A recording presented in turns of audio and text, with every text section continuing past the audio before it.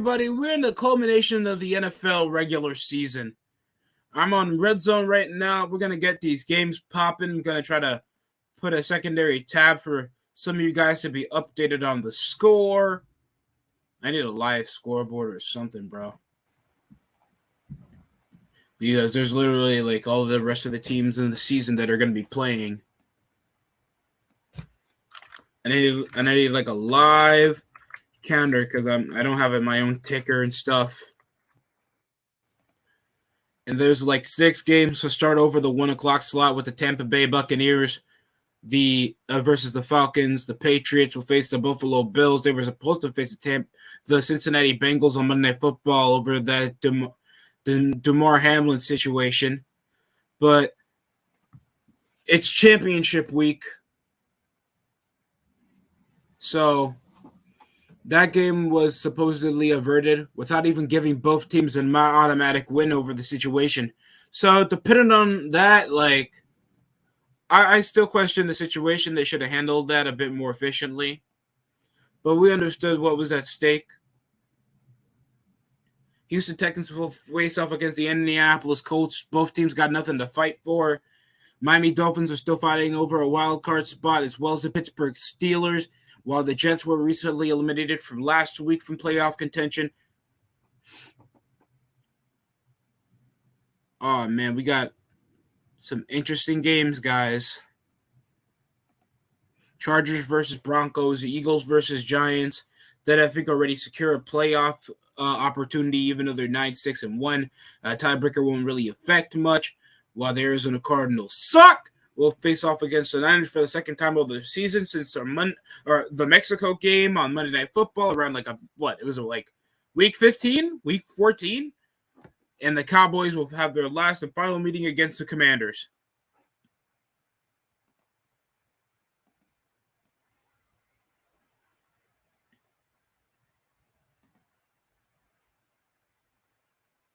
So I'm trying to at least find a live score so you guys can be updated without the risk of copyright. And right now, Chris Boswell is about to kick off for the Pittsburgh Steelers, possibly final chance for a playoff berth against the Cleveland Browns that are 7-9. So I think they're already eliminated. Loose ball, and it's already picked up by Cleveland. Down at like this 19.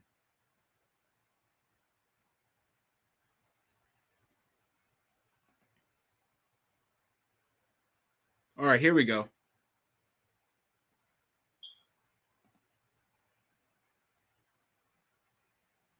And here comes the kickoff return here for the Buffalo Bills. Over at the 20. And it's through. Oh, my God. Over at the 50. 40. Down the sidelines. He can't be stopped. No way. Buffalo Bills already opened the kick return against the Patriots with a touchdown. What just happened?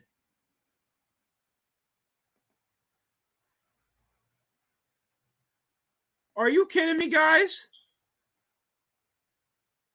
A kickoff return for a touchdown.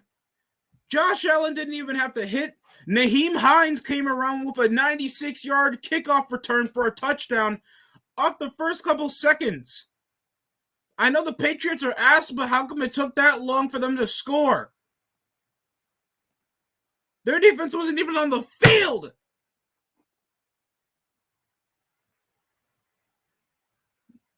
Well, what a way to start. Nyheim Hines starts with a 96-yard kick return for a touchdown, and it's going to be an extra point for the Buffalo Bills to already start 7-0.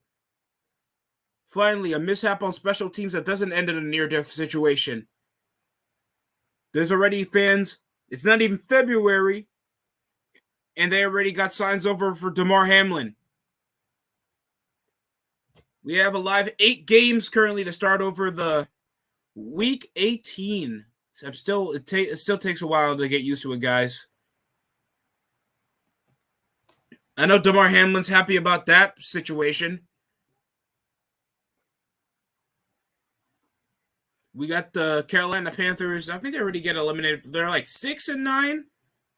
They got nothing really to play for over the New Orleans Saints that, been struggling efficiently, especially on the offensive side of the ball. They can barely get stuff going.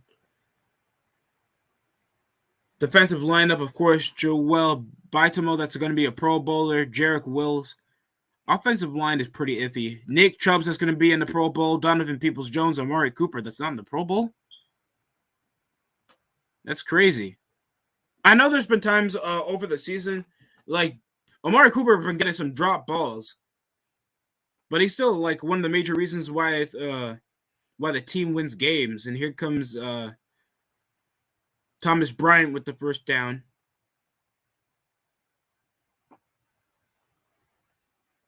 Hey, play action fake, roll out to the left over a lot pass to Nick Chubb over Deshaun Watson, and it's going to be a massive gain around above 15 yards over a first down. Micah Fitzpatrick going to the Pro Bowl. That's nice. He's been very efficient. Sadly, we're not going to see TJ Watt there because he has missed like over half the season, even though he's been a major reason why the Steelers are still in playoff contention. Drops back over the gun. 3rd and 9. Watson lets it fly over midfield. That bounces off under the 35-yard line. And that's going to be incomplete for a 4th and 9. They're transitioning over to the Baltimore Ravens versus Cincinnati Bengals. What's going on, Corey Davis? What's popping? If you want to come in, I don't mind. It's all love here, man. Just got the link right there if you're willing to join in. They're transitioning off a motion. Jacoby Myers coming off the bunch is set. And Mac Jones gets consumed over to the pocket trying to get to Stevenson, but it's incomplete. 2nd and 10 here for the New England Patriots. I don't even know what was with the desperate ploy to hit it to the flash. Just throw it out. I know he's not going to ground it. Trent Brown, Cole Strange.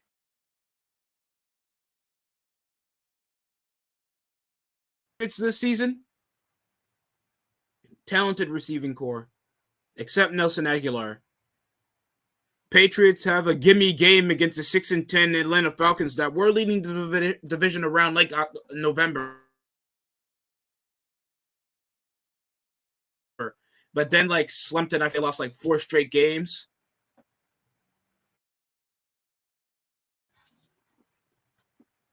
Currently 34 with only 11-15.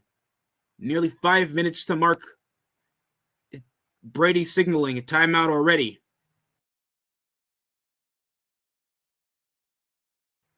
Off 3rd and 4 and eating here. A lot of Hamlin love here in Buffalo. Mac Jones over the gun. They're already splitting over the blitz. Pressure off Jones. And there's the sack. Mac Jones gets sacked off 3rd down.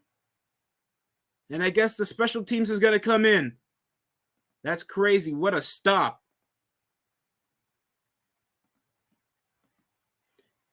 Jalen Mills down over the midfield. Finds Brandon Cook for his 2nd reception for 44 total yards for a touchdown to open against the Indianapolis Colts. Tom Brady has been 11-0 against the Atlanta Falcons, I think, since being a Buccaneer. Of course, Falcons remember Brady without the Buccaneers uniform for the Super Bowl. In an in-route play over from a curl to hit Uan for a first down. But KJ Osborne gets stopped at like the 1 over a large gain against the Chicago Bears. Against the Chicago Bears. My fault. Why is there so many there's so many B's for Chicago teams? The Blackhawks, Bulls, Jesus Christ. And there's even the USFL team called the Chicago Blitz, so they're not even safe there, bro. Play action fake over Kirk Cousins. Hitting Adam Thielen over for a corner route. Touchdown in the red zone. And now Thielen is doing the Wegro gritty. Are you kidding me, man? I'm accounting that as a start of white supremacy. I really am. That's ridiculous. We need to stop. I swear there'll be less discrimination in the world when we stop it with the goddamn gritties this season. This was worse than the dab or the whip. I swear.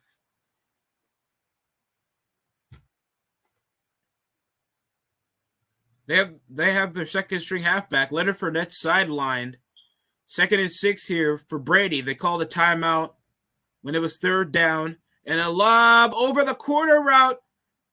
And he'll find touchdown for veteran tight end Kyle Rudolph. I didn't even know he was on the Buccaneers. That's his 9th game, bro? When's the last time I even seen him catch a football? I've seen a lot of Buccaneers games. Kyle Rudolph, formerly played for the Giants the last season, comes around over a corner route for the first touchdown for the Tampa Bay Buccaneers to open it 7-0 against the Atlanta Falcons.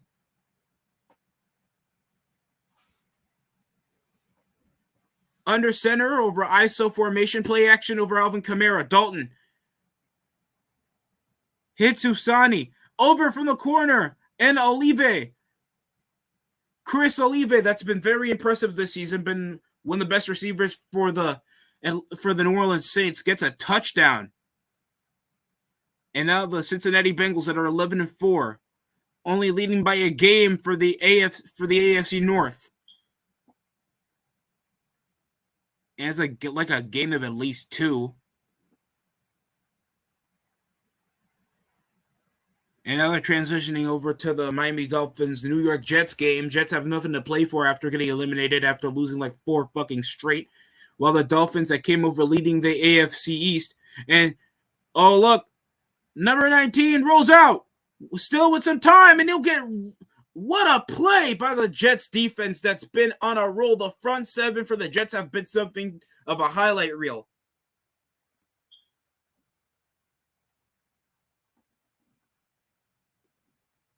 Jets will be on the offensive side of the ball after the commercial break.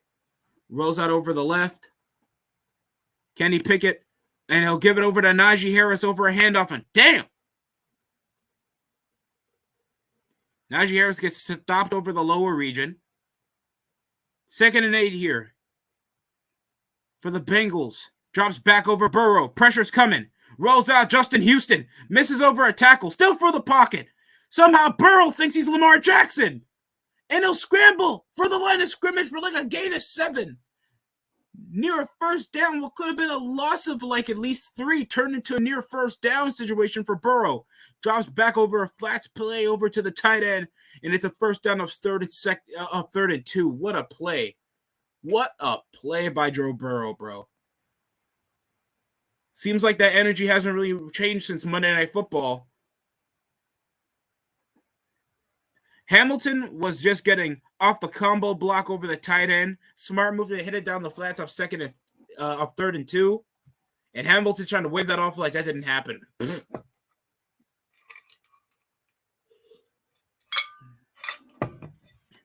3 rushes while 3 passes, evening it out off 23 total yards. 2 straight first downs for the Cincinnati Bengals. And here comes a handoff over the gun.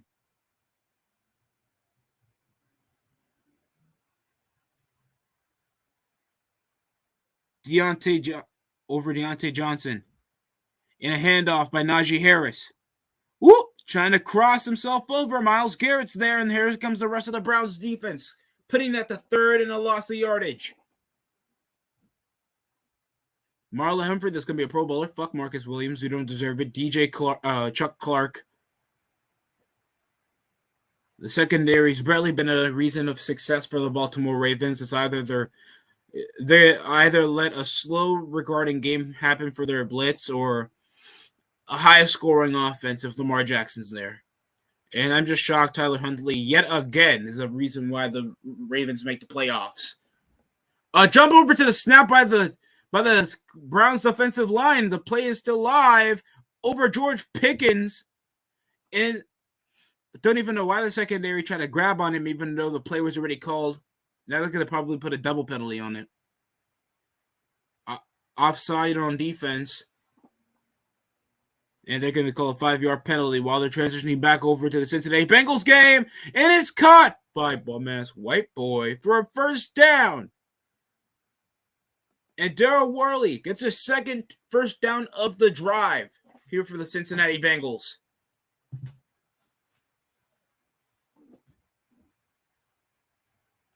I think that's Jadeveon Clowney. That came off jumping off the snap. 19th this season in penalties. Motions over the right with fire move. Pickett drops back, rolls out over his left, and he'll find his man. First down and more. It's a foot race for Deontay Johnson. He'll be stopped at the 1 in the red zone. The Pittsburgh Steelers have a chance to score. Oh, no. Marlon Humphrey came with the breakout incompletion. No, I think that's off Kinley. Let's look at Deontay Johnson's amazing route. Fades off the curl. Oh, look how he caught the secondary looking at the sideline. You know he made a mistake. And then it was a foot race coming over the safety and the backer. That was a great play. Corey Davis, just call me DST, man. It shows just a title. Rolls out over fire move.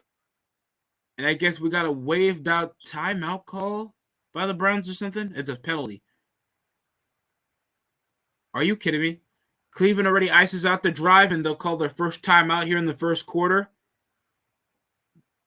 While Jamar Chase was close to throwing a touchdown before it got deflected.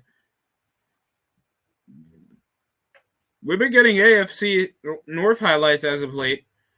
Motions over Gabriel Davis. He better be a Pro Bowler this season. Rolls out over his left. Josh Allen also trying to be Houdini, but the defense carries up and get a sack. The first sack for Josh Allen in this game. Well, 1st and 10. And a wide out set. Two backers at midfield, dropping back, a blitz from the corner. Hitting Tyler Boyd is incomplete, and it was an overthrown target.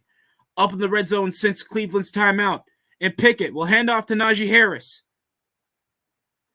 And it looks like his upper half of his body hits the end zone, but he's possibly going to have him stop a yard short because he stepped short. Oh, God. Oh, look at this. Najee Harris kept his footing around at the 2-yard line and then was just trying to leap and bounce his way with the upper half of his body hitting the end zone, but they're going to call it a yard short, and they're going to sneak it. Over at the 1, blitz is still there for Cincinnati, and it's caught. Now it's a foot race for Jamar Chase over the curl route. First down for the Bengals, while the Pittsburgh Steelers are still up in the red zone. I wonder if we can get more information if let me see. Oh, what's popping Corey Davis? Hello. How you doing? No, not much, man. Just thought I could do a bit of play-by-play. Thanks, it's the last weekend. I'm off today. Oh, okay. Yeah, I'm watching the Minnesota and Chicago Bear game. Oh, that's good. Did Minnesota score already? Yeah, they missed the extra points, so 6-0. Oh, that's why they didn't want to go back and show. Oh my God, Najee Harris tried to leap over the goal line play, and it got fumbled, recovered by the Browns. Ball got coughed up. Just like somebody with COVID. Oh, yeah, Najee Harris, he tried there. He leaped over the red zone and got that ball popped. Like some champagne. Joe Burrow, highest completion rating, 23 passing touchdowns. Shotgun over a 2-bunch set. Oh, trying to play Houdini again. Rolls out when there's pressure coming. He'll let that fly around the end zone. Incomplete, trying to find the tight end. Just like Brittany Renner.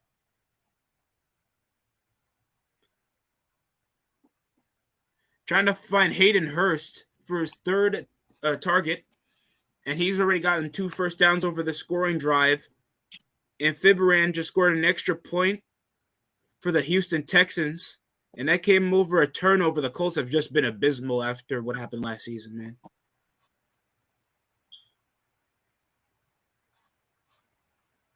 .66 completion rating, highest offensive production in the NFL. Pretty much a black horse trying to target number 16 over a corner route near the end zone, and that's going to be incomplete. Who you have? Who you have probably winning their division? Corey Davis. That was Which Trent division? Irwin. Huh? The AFC North. Mm. Buffalo Bills. Is that North? No, that's Oh no, that's the AFC East. I mean, East. that's possibly gonna happen. The AFC Bengals. North is like, oh, Bengals. Okay, well, they're heading there. That was Tyler Irwin with the missed target, and they'll take an extra point. I mean, they'll take a field goal to lead. McPherson hits a 34-yarder for only 3 points. Desmond Ridder up in the gun off 3rd and long, drops back over at their 20 and gets wrapped up by Akeem Hicks for a sack. Not the only sacks hitting in Brady's life, if you know what I mean. Mm-hmm. Oh, yeah.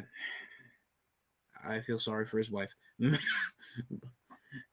got a first down. Devontae Parker got a massive catch. Looks like Bears about to get killed by Minnesota. Can you see the stop? I mean, it was kind of a given. They got a better offense in general.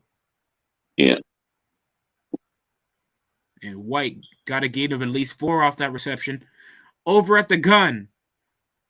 Buccaneers are back with their possession. Leaps and bounce pass over to Russell Gage for an incompletion, 5 yards short of trying to get him. And there's fat Matt Patricia trying to think he can still coordinate the goddamn Patriots into still being in wild card contention. And here comes Ricard Stevenson with his dumbass that's not going to hurdle it off 2nd and short. Sorry, that Raiders game still pissed me off. I'm not even a Patriots fan. And that's possibly the worst thing I've ever seen a team do, to come up trying to put it to overtime and let the team have it. Replaying the McPherson field goal. Now they're back to the Buffalo Bills versus New England Patriots. Literally, over the DeMar Hamlin incident, literally the Bills have had a literal bye week. Thanks, that was supposed to be the culmination of Week 17. Drops back. Mac Jones will lob over the corner, and he'll find Nelson Aguilar. No, I'm kidding. Devontae Parker for his first down.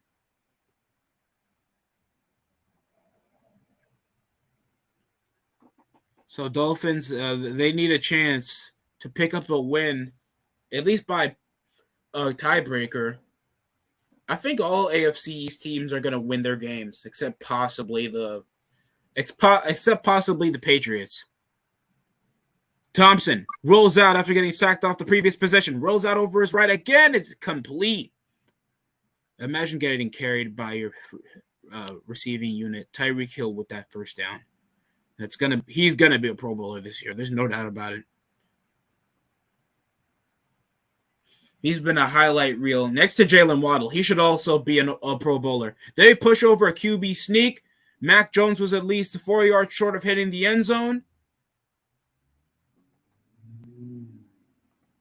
What you doing there, big fella? That's literally what it looked like, the way he got stopped that short from scoring.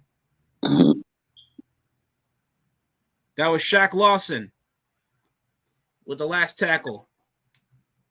3 rushes, 5 passes over the red zone. Play action over the fake draw, trying to hit Jacoby Myers, but it stopped. Are they going to review it? It'll count as a touchdown. Fumble. Bears got it.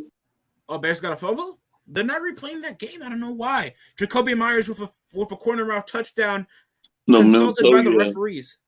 Minnesota fumbled the ball. Oh boy, who fumbled? Cook. Oh, they got to review that. Only the right foot touch while he got pushed out of bounds. Ref, what was this? If only there was a guy called the NFL Rules Administration or some crap that they literally called it off the fly without a review. He only had his right foot come in bounds before getting stopped. So is it 1 foot or 2 feet got to be at the same place at the same time to call over the touchdown before he got ruled out of it. That's a bit conflicting. I'm still confused over the touchdown. Well, Jakobi Meyers gets to tie the game against the Buffalo Bills. And it's about to be a tied game with only 5:45 remaining in the Patriots and Bills game in the first quarter.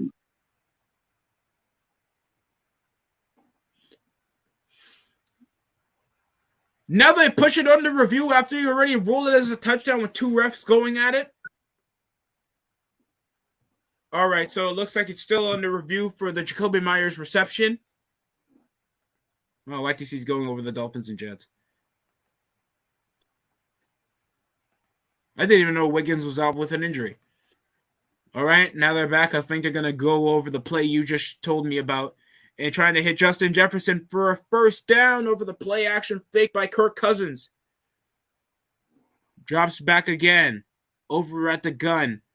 And Dalvin Cook off a hitch play and fumbles the ball. What was he even doing? Never expect that off Dalvin Cook. Should have tucked it and ran it out of bounds if that was the case.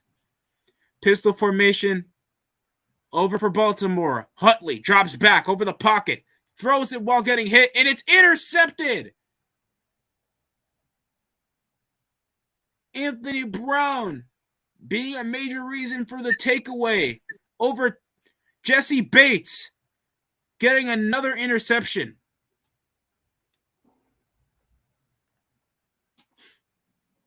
Yeah, guys, if you guys are still over on the Ravens train for trying to think that they're still going to be contenders, bro, I'm still conflicting, man. They're just a decent regular season team whenever Lamar's there, with like a lack of depth on the receiving core, just so Lamar can run the ball. And Carter, Michael Carter came around with the stop. Miami's just struggling to get any first downs.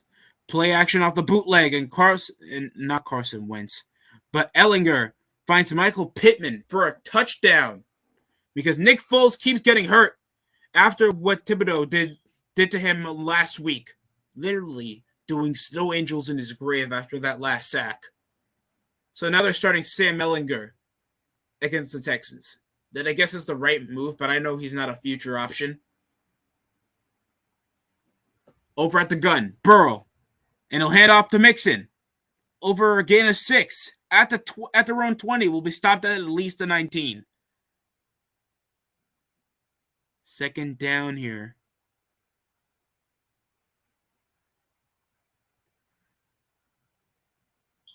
Oh, 787 total rushing yards for Joe Mixon. He's not going to break 1,000 because they really don't run the ball like that. Mixon, he does get some good yardage whenever he can, but he hasn't gotten like breakout rushing.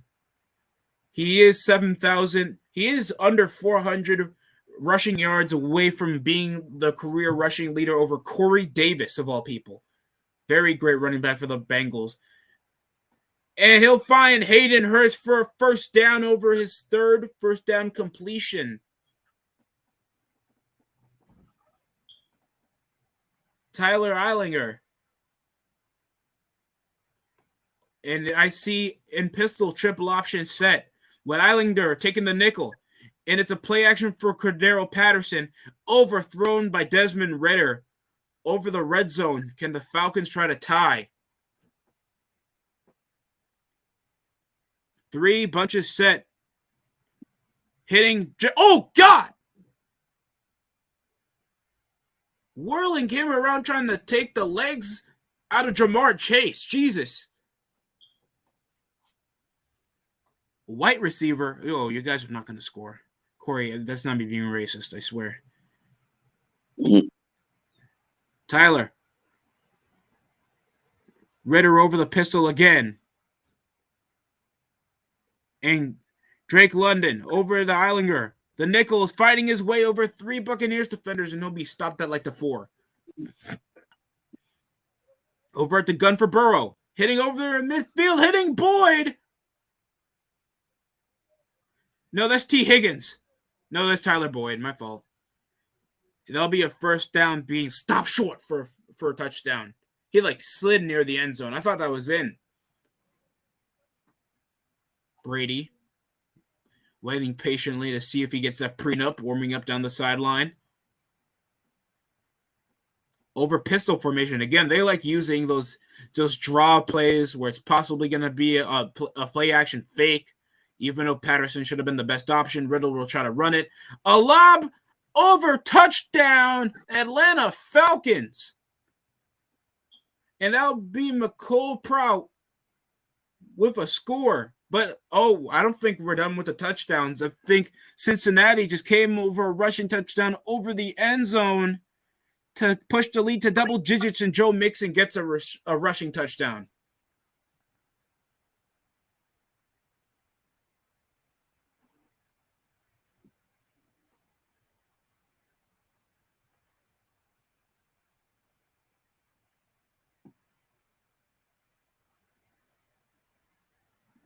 I think he's been in a rushing touchdown slump because I don't remember Mixon.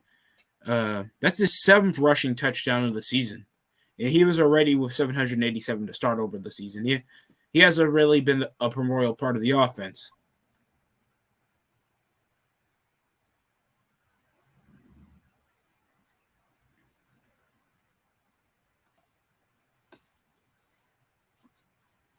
Oh yeah, Joe Mixon. Did Joe Mixon have any opinion over what happened over the cancellation of the Bills game for Monday? No, I didn't hear anything. Because all I heard was from the family and saying it was like a football play trying to defend T. Higgins over that tackle he had over Hamlin.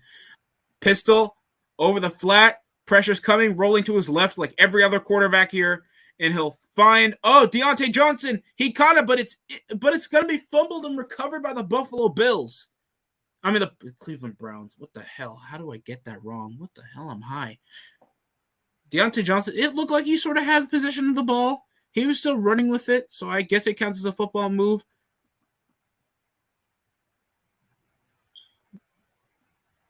Denzel Ward came with a clutch forced fumble, scooping the ball out of Deontay Johnson's hands. And now they're back to the Bears versus Vikings.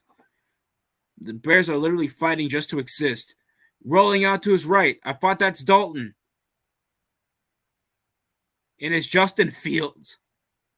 Oh, no, Justin Fields got hurt. So who's taking over for quarterback for the Bears? Hold up. Peterson, something sound like that. Nate, if you meant Nate Peterman, I'm going to be scared to death. What the hell? I'll be scared for Bears fans if that's the quarterback. I gotta look at his name again. Yeah, it's Nate Peterman. Oh, hell no, it's Nate Peterman. That guy that had like 6 picks against the Bills like a few seasons ago. Like, hell no. No, I think he had like 4 picks against the goddamn Chargers. What's going on, Sin? Tony Fields off an illegal contact call against the Pittsburgh Steelers. Now they're going back. How's your new year? En route reception, and that'll be caught for near first down. I think they'll rule it as a completion. And that will be of Chase Claypool. That hasn't been very impressive since being on Chicago. And here comes the handoff back to Najee Harris. He'll get slipped up and stopped by the Cleveland Browns. That's going to be Jones for a tackle.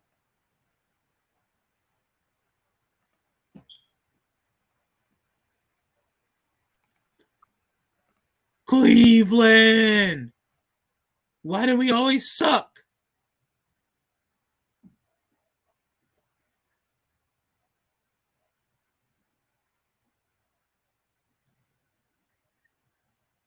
Jacob Phillips, Myles Garrett, that's going to be a Pro Bowler. Jadeveon Clowney that I forgot, still causing penalties. Deion Jones that came off the last stop.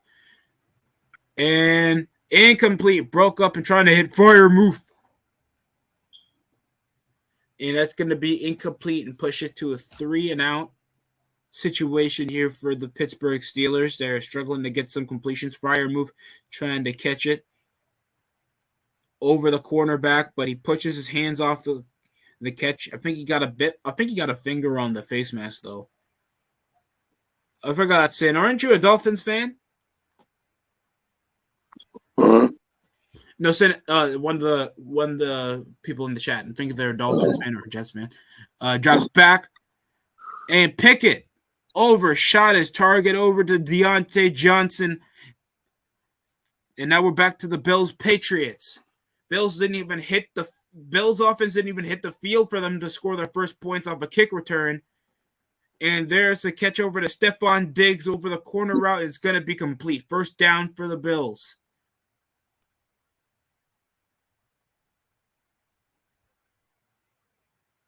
Oh, Damar Hamlin's watching the game. That's nice. At least he can lift his neck.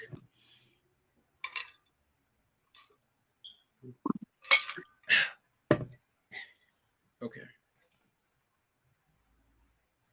Stephon Diggs, 3 targets off 3 receptions. He has caught every ball. 27 receiving yards here. Josh Allen going 4-5. Over at the gun after a first down. Up at the 49. And it's going to be caught by Gabriel Davis for first down. No, they'll count as an incompletion.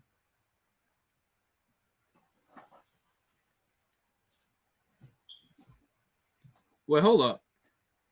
Oh, yeah, he did get stopped short. Even his right foot went out of bounds.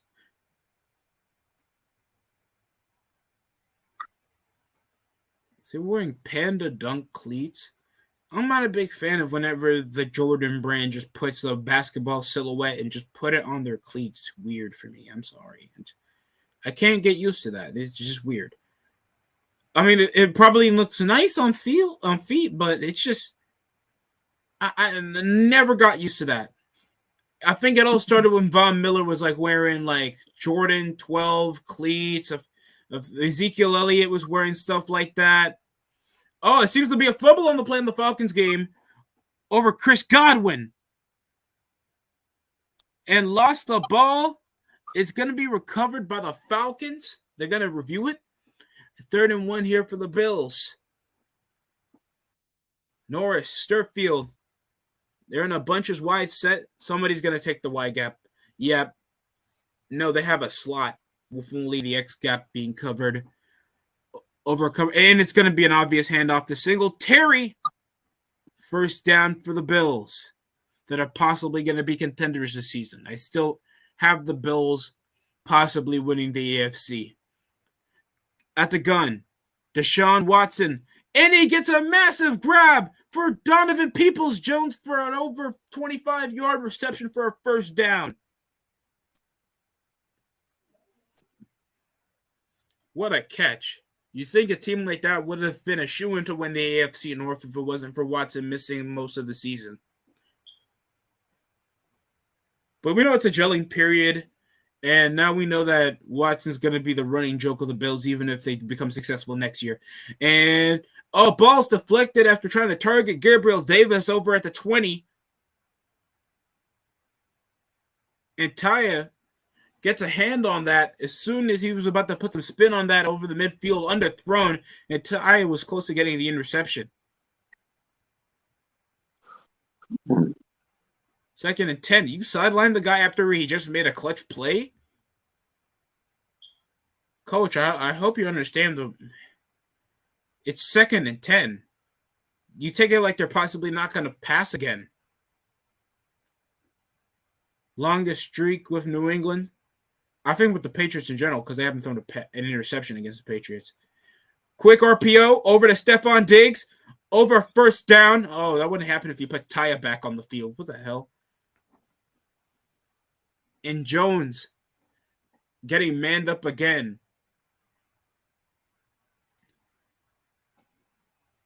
It's either that or they're going to put Jalen Mills to get mossed. Like, honestly, what clutch plays have Jalen Mills done since being on the Patriots?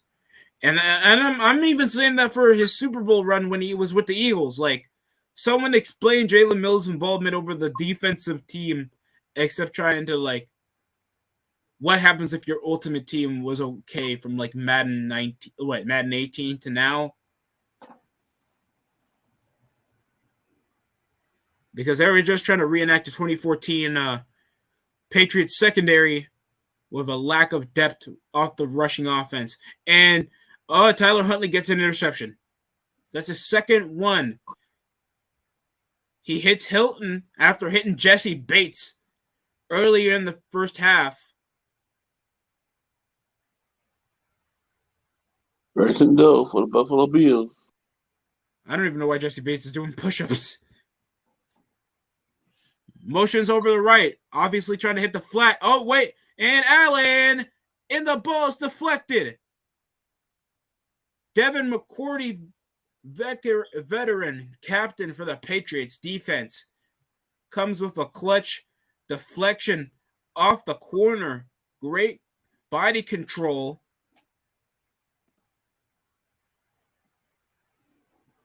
That was a very impressive one. That was Khalil Shakar. That was a targeted receiver over the red zone.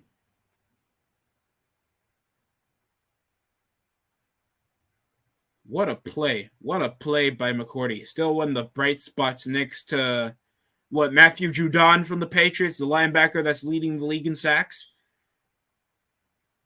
And overthrown his target over T. Higgins. Murderer! And then what? No, don't say that. Don't say that.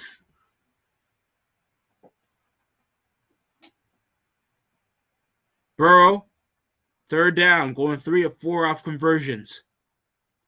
For first down conversions. Hayden Hurst.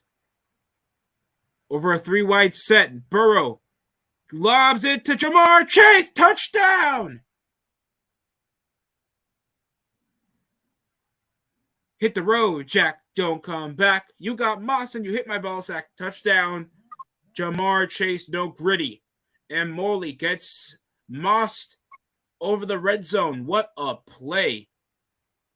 I'm still shocked they ruled that Jacoby Myers catch when only both feet didn't hit over the same time, and yet they still count that as a completion, bro. I am still confused over that catch. I don't know how that worked out. Well, now it's a 2-score lead for the Cincinnati Bengals. Baltimore's already with 2 takeaways. This is not looking good for the Baltimore Ravens if they're still trying to clutch over the division title, even though they got 2 games below the Bengals. So even if they win, I guess the Bengals could still win the division. I don't know how that particularly works when the Bengals that missed the game because of what happened last on Monday. Yeah. You tell me. I know this is bigger than football, but at least give teams both a win or both a loss or something.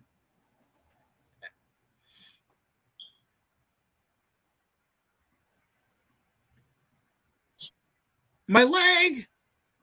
It seems like Dalvin Cook got caught over from the legs and hit. Oh, he hit hard on both knees. Oh, hell no. Well, Dalvin Cook already struggling over the game, and now he's gotten hurt. And there's Kirk, family member, Cousins. Madison's better than him anyway. I'm joking. Motion's right. Over the gun of 3rd and 6. Could be a screen pass. He'll drop back. Hits KJ Osborne for a first down over at the 18. KJ Osborne, he's been widely underrated. Very good red zone target. And here comes a 44-yard field goal, and it hits wide to the left. Will Lutz gets a missed field goal, and they could be leading by double digits if it wasn't for Lutz's miss. I didn't even know Steve Wilkes got the job. I thought he was still in Chicago or something. Did Steve Wilkes have another coaching job after this?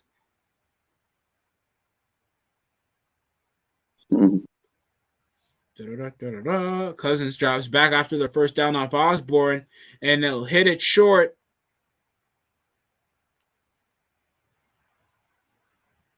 And hitting the second string tight end. Seeing a lot of Hamlin signs.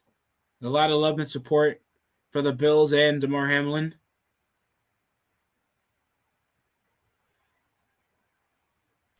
Touchdown. Buffalo Bills. I kind of know that the Bills are probably going to just win this game. We know the narrative is probably just this game's for tomorrow, big win to win the division championship. And handoff over to Devin Singletary, and he'll be stopped over a loss of 3 over the red zone, while Minnesota, and it's a handoff. First down for the Vikings. And Madison will get it off first and goal. Can the Vikings try to push a double-digit lead? Thank God they're not going back to that Jets game. Number 2 clinch seed. And here comes Bill. Oh, Allen. Willie scramble. He still has some time. And he'll find Dawson Knox for a touchdown. Little heart symbol for Hamlin. And the narrative is completely clear. Touchdown, Bills again. Yeah, Buffalo's going to win by like a 3-score or a 2-score lead. It's not going to be fun for Patriots fans if they're expecting to play good against a stacked Bills offense.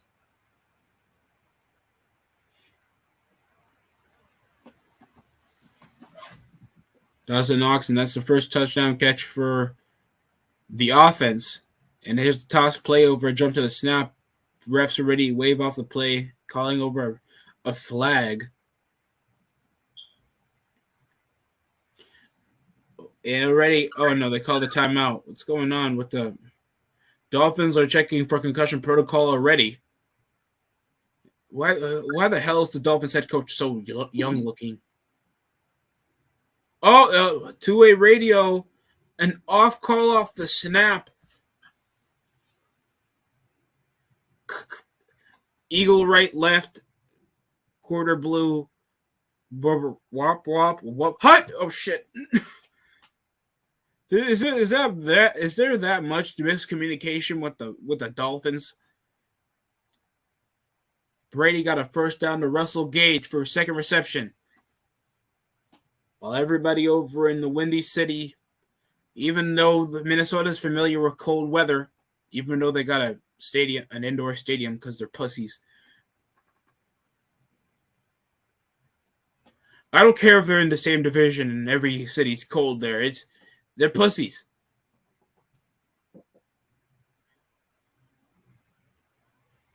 Hawkinson over the extra blocker. Madison in the roll up, spin move, touchdown. Minnesota Vikings, and Alexander Madison scores a touchdown for the Vikings with a lead by 2 scores. Will they go for the extra point to push us to a 14-point lead? Or be cowards and hit the extra point? Don't worry, Nate Peterman can score. I believe in him if it was an NCAA game. I heard he was pretty good when he played for, I think, Pittsburgh. A jump over to the snap, Indianapolis. Davis Mills will hand off to Damian Pierce, and the ball's popped like a Coca-Cola and recovered by the Colts. A lot of hit sticks. We understand the Colts are familiar with hit sticks after what Derwin James did to them back in the New Year's game. People still remember that hit. I do. I could hear that shit. Did you get to see that? What the Chargers did? No. Oh no, Derwin James literally hit a massive hit over an incomplete pass, but they ruled it as unnecessary roughness and disqualified him for that game. Mm-hmm. Josh back, Pickett over the gun, and it's overthrown. Jesus Christ! Why do players with small ass hands have to wear gloves? It's gonna help with their accuracy. I'm kidding. Pickett really, cleaned himself together in the second half of the season. Yep. Pistol over Huntley, and he'll draw it up. And that's going to be a game of at least 6 penalties for Kenyon Drake after the play's been called. Holding offense. And the call's going to be played back in vain. Perfect. And Linderbaum called for the holding penalty. Tyreek Hill now with a questionable ankle injury.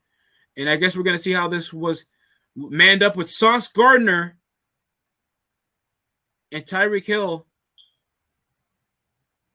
getting upset. I guess feeling the agitation on his ankle as soon as he rushed up to the sideline after the play was called incomplete. Miami's still struggling to do anything with this waste of space of a game. And Huntley. No, I'm kidding. Wait, Huntley's hurt, isn't he?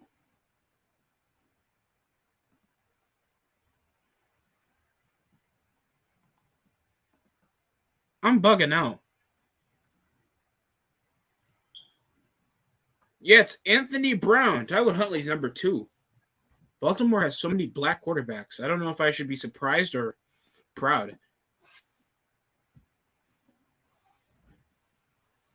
Anthony Brown has been 2 of 6 with 2 interceptions that caused 2 scores for Cincinnati. This is just a lost cause. Is Lamar Jackson supposed to be coming back around the playoffs? Probably so. Or hopefully it's very soon, because if we see more of these extra quarterbacks, I understand like division title doesn't mean shit if they can't keep their skill players. But their quarterback. Ellinger rolls out. Why would he still throw it? And it's intercepted by a lineman. Can I get a McPick 6? Ba-da-ba-ba-ba. Colts, you haven't been shit.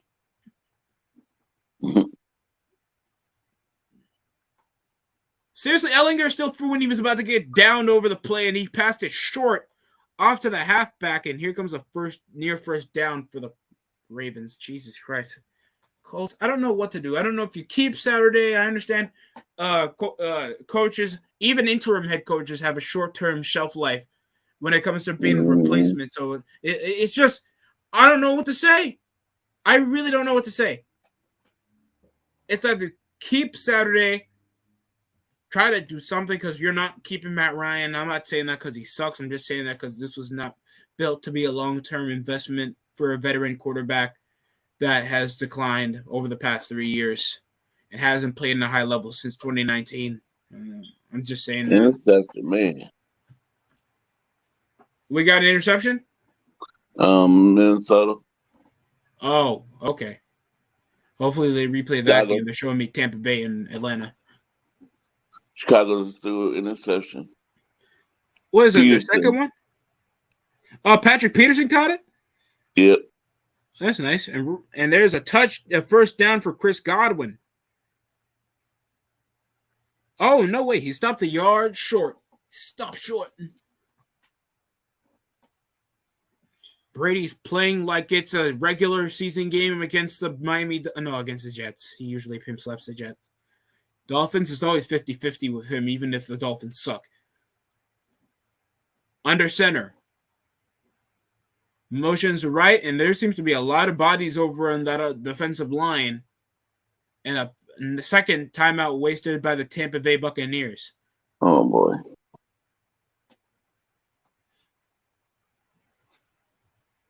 Skylar Thompson will roll out to his right, and he'll find his man, and that's Jalen Waddle. Let me get out. Good. I'll call you back in a minute. Mm-hmm. Yeah. I'll call you back. I know, because that's why I got to switch over. I was on the broadcast.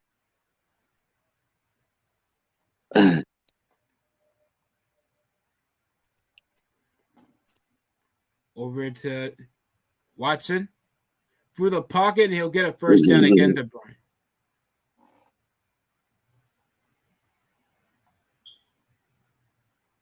Fourth and 1 for Tampa Bay. And he'll toss it.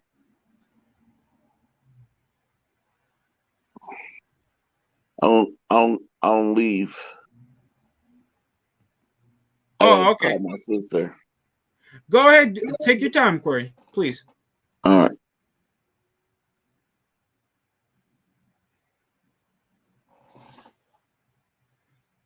All right, that was Corey Davis, ladies and gentlemen. He also has his own YouTube channel, so go ahead and check that out. He's also a Niners fan. And they will be playing later today against the... I thought they already played the Raiders already.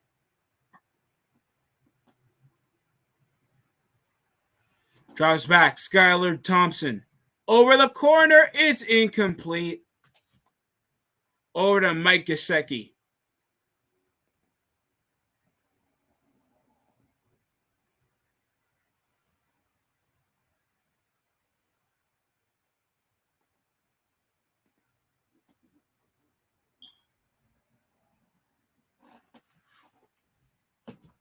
Over a field goal, 41-yarder. And here it is. It's down the middle, and it's good for the Buccaneers to tie. 3rd and 12 over Mike Gesicki's incompletion over double coverage. Quick RPO, screen passing will be stopped over the backfield. And yet again, the Jets defense has shown to be clutch. Just get Derek Carr and get it over with, guys. I bet you guys can be contenders. I actually have some optimism for the Jets. Holy crap. This is weird. They'll face the Arizona Cardinals. Jason Sanders, longtime Dolphin, hits a 37-yarder to finally put some numbers on the board when there's only 5 minutes remaining here in the first half. And it's good.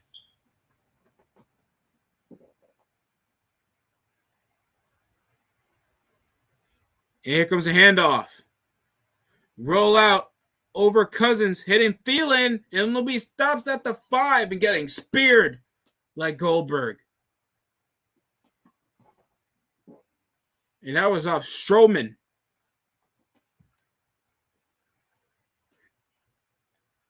Wow, so Tim Boyle, he throws a dumbass interception like 5 yards off target over to Patrick Peterson.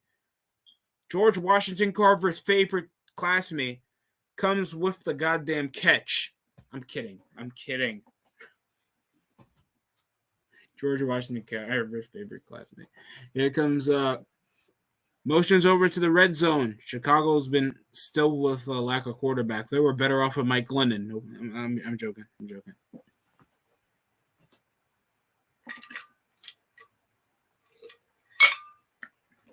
And a delay of game penalty on the Vikings.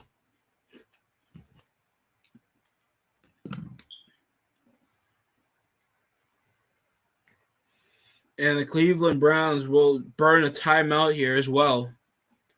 There's already a 2-score lead of 2 passing touchdowns. And the Cousins, they've been leading the NFC North for a very long time this season. Dropping back over to the corner, and it's overthrown to Adam Thielen. 4th and 9 here. Will they hit over the extra point or go for it so they can lead by 3? We know Chicago ain't doing much, so I guess that's a better option.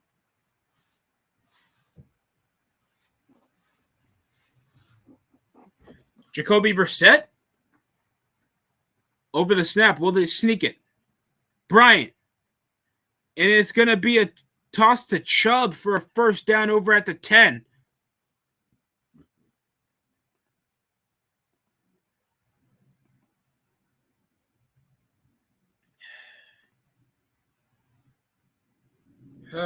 This is...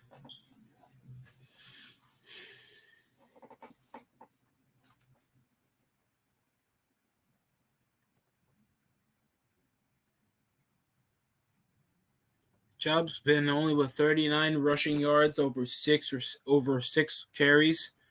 And here comes a handoff, a play action fake over Deshaun Watson, and that's David Njoku with the touchdown over the collision he had with Minkah Fitzpatrick. And finally, the Cleveland Browns put numbers on the board. That pushes it 7-0 after a scoreless first half.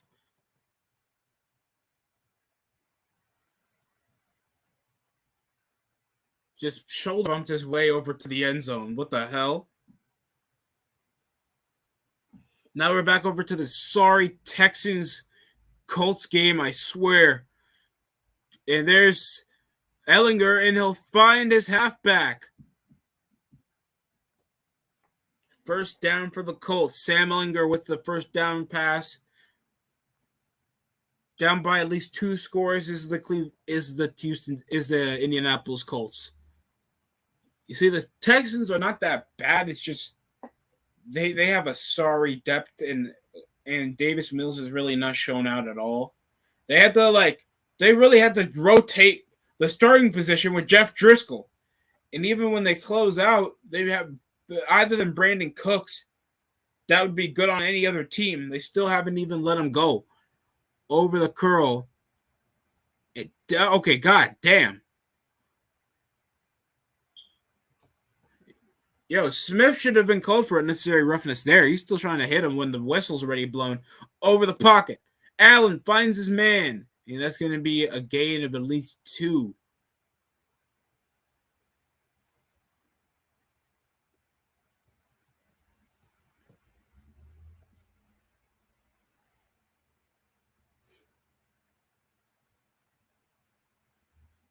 Third down. Who's starting? Breece Hall is the rushing leader this season. Next over to Michael Carter. It's a day and night. 2 wide set. A jump over the snap for Miami. What? And there's going to be a penalty over Nick Chubb. I mean, not Nick Chubb. Bradley Chubb. That was traded from the Denver Broncos. For like pennies on the dollar. Jesus, why?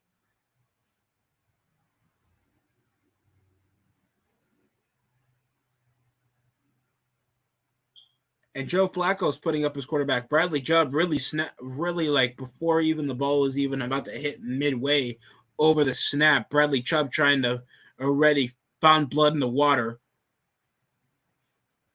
And Daniel Wale with a sack over Josh Allen. 3rd and short now.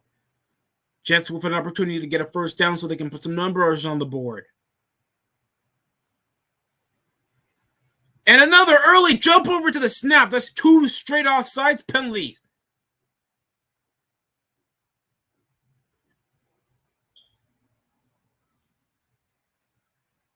And Robert Saleh looking agitated as everybody else.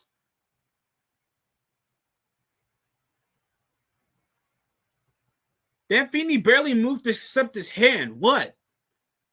What's wrong? He's signaling. That better not be called as an offside.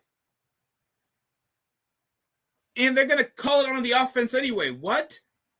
So it's going to be Greg Gardner called over an offsides penalty after Bradley Chubb literally had one the last play.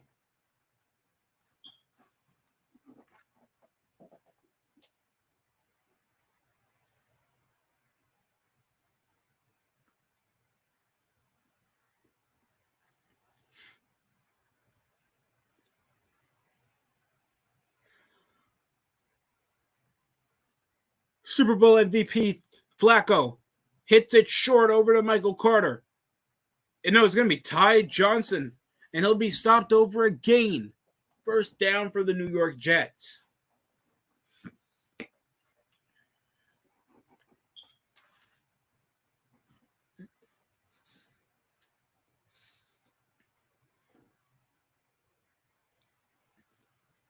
Just uncoordinated offensive line, and Ty Johnson came off a good gain. Made something out of nothing, I guess. 1st and 10, still Jets possession over that completion to Ty Johnson. Rolls out a fake jet, not hitting the open halfback, but he'll get a first down and more. Wait, Greg Wilson! Garrett Wilson came over a great gain. Duck and cover over double coverage and got stopped by down. Ohio State's Garrett Wilson with a great catch. Literally broke over 3 Dolphins defenders. Duck and covered his way, and if he just stayed on feet, he could have had more of a game there. That was an amazing play by Garrett Wilson, the biggest upside on the Jets receiving core. Handoff, one juke, down over the middle with a gain of 3.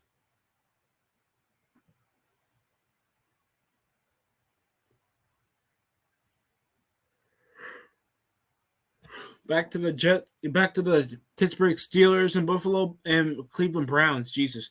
Roll out and finds fire move. Oh, it's Zach Gentry, second string tight end. 63 rushing yards for the Miami Dolphins. It's a shocker that passing offense actually been the positive here for the Jets. And it's a toss play. Like a gain of 3 off that carry. Over the gun. Jumps over the blitz. Pickett lets it fly over to the corner and it's overthrown to Deontay Johnson. That's going to be incomplete for the Steelers for a 4th and 5.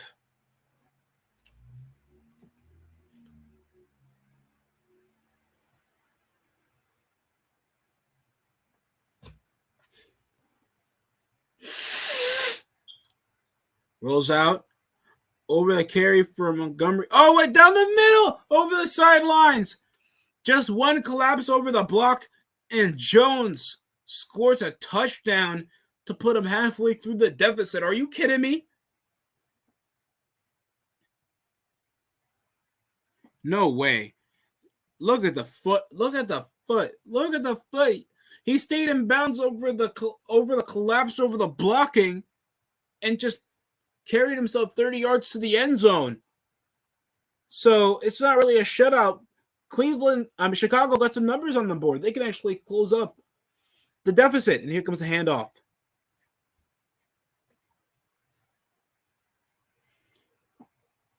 Jordan Warren.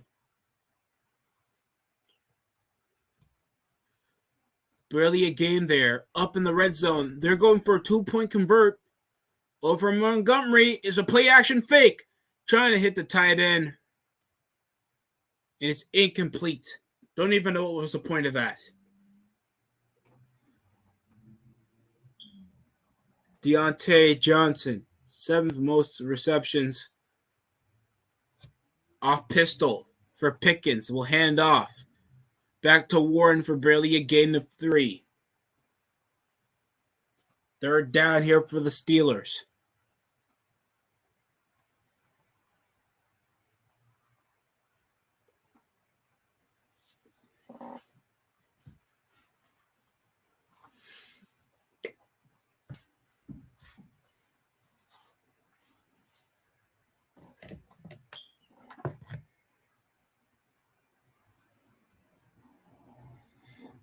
Warren's back over the backfield instead of Najee Harris. Now they're in a 3-buncher set with one wide out. Pressure's coming for the Steelers. And Pickens will still launch it over to Warren. It is complete. Will he be stopped at least a yard short for the 1st down?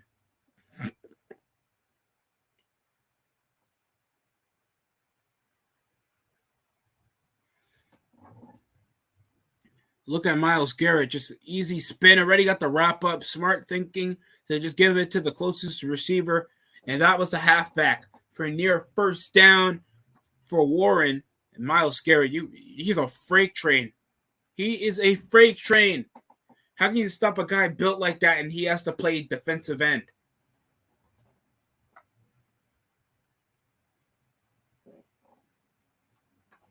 And here comes a handoff, and it's going to be barely a gain of at least 5 for a 1st down.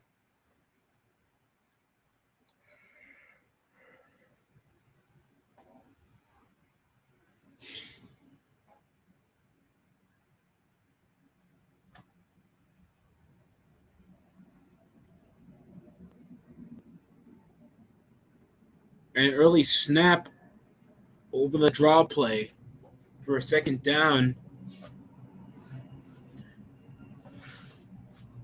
Pittsburgh with a chance to score. We're back to the New England Patriots with a chance to score. It's already complete for a gain over in the red zone.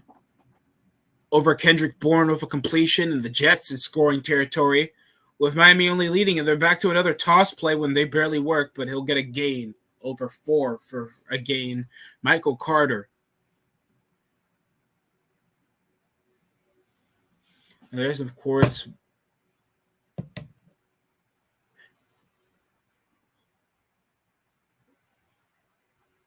Myers over the slot, and they're going, 5 wide off this? Oh, and little shuttle pass over the gun, and barely a gain of 4. Jets still with an opportunity to score and put the lead up.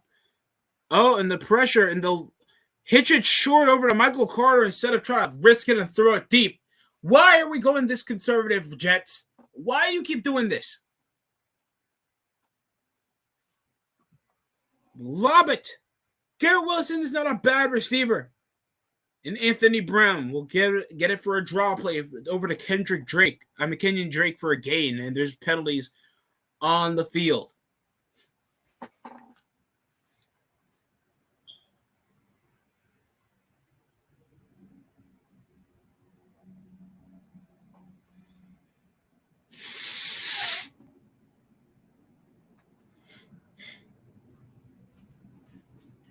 Second down, 3rd and 14 over the loss of yards. Isaiah Moore. Deanna Wright. They have Knight going over instead of Johnson. And here comes a handoff of 3rd and 14. I guess they'll just field goal to just tie the game. Jets want to make every amount of boring football when all their weapons are gone and they have no quarterback. Anthony Brown with some time in the pocket, and it'll pop out of the defender, rolls it off target over to Kenyon Drake. It's going to be incomplete. Quick finding Stevenson. He'll lob. Touchdown. Devontae Parker. Touchdown. Patriots a tie. They're not going out without a fight against the Bills. Jordan Poyer misassignment there. Now it's 14 apiece.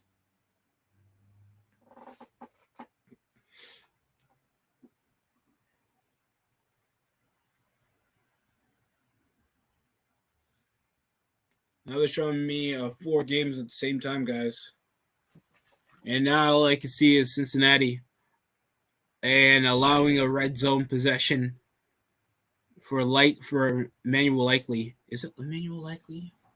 All I know is he's a rookie receiver for the Ravens, but I haven't seen him as much. Like, even when they played the Steelers, I don't think he barely got the ball. But here he is making a detrimental first down, so the Ravens can finally put some points up.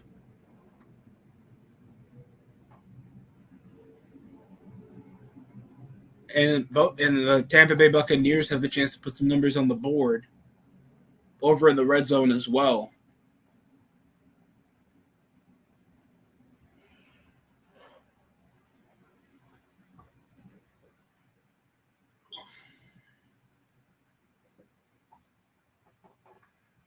And there seems to be a delay of game penalty for the Pittsburgh Steelers.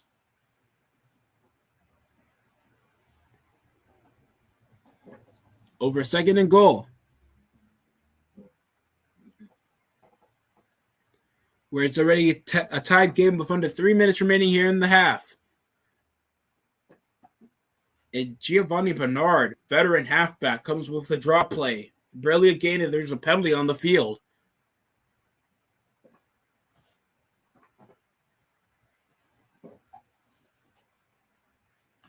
Illegal shift, but that's not going to stop what's going on here for George Pickens. Touchdown, Steelers. Transition back to the Steelers-Browns game off a George Pickens touchdown. And that's as common as blue skies and green grass. George Pickens getting a touchdown. Catching over the post route. And he'll get a great catch.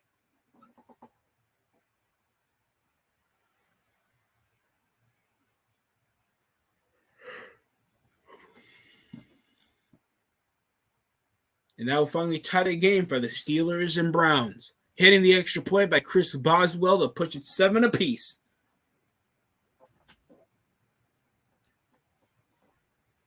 Jets with 7 straight losing seasons, 12-season playoff drought, with both the longest active streak with 34 and 79. And I think Robert Saleh's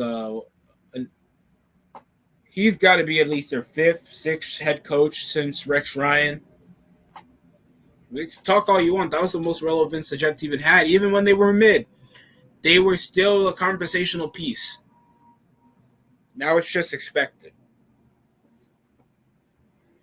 And Matthew Judon is hurt.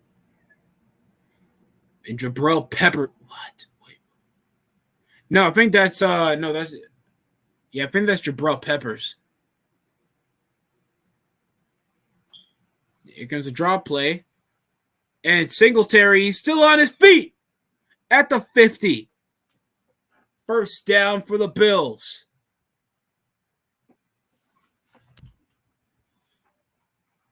Don't stop running. Don't stop running. And now we're back over the Cincinnati Bengals game against the Baltimore Ravens. Cold January weather here.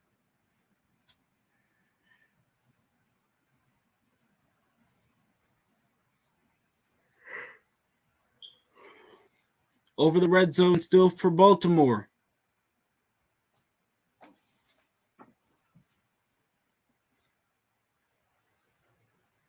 And there's the drop play. Easy touchdown for Kenyon Drake. Finally, that felt like a walk in the way they rotated the double pull off the receiver. Everybody just got them. It just missed over assignment. And now they're like compensating. Yo, did you know who you had? Like, look, 3-way pull over the down block by 79. And just nobody there up the backfield to try to shut off the running. What? That should have been the first game plan. Well, John Harbaugh's happy at least. Touchdown Ravens. Finally putting some numbers on the board. Excuse me, ladies and gentlemen. I'm going to use the bathroom. Please enjoy this soothing generic music that's not copyrighted.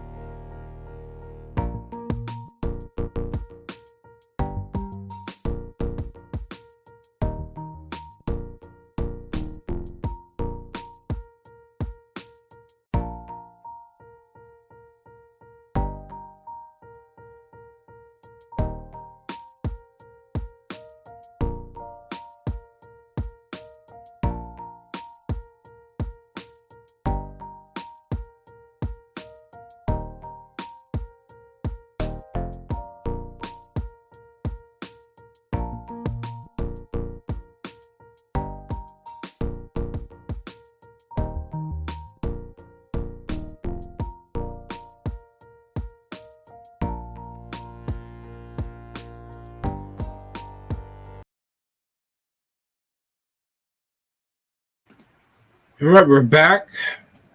Not much has changed. And Pickett. No way. George Pickens caught that. It's caught. Oh my God.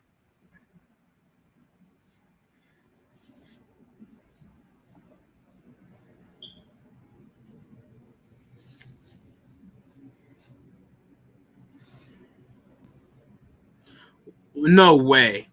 That gotta count. What a catch. Second and 10. 10 toes down over the white. It's gonna be incomplete.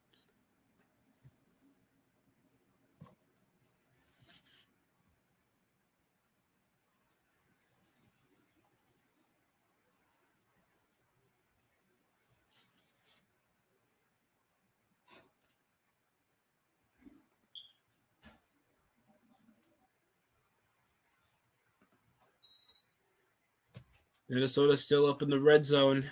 Dalvin Cook's back sideline after a bit of nursing from his injury.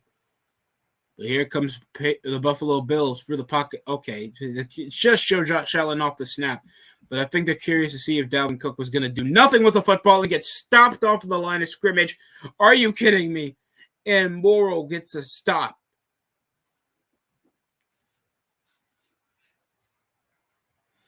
2 minutes, 2 seconds remaining, and barely a time for them to hit the field goal with time to spare a 4th and goal. They'll push it 19-6.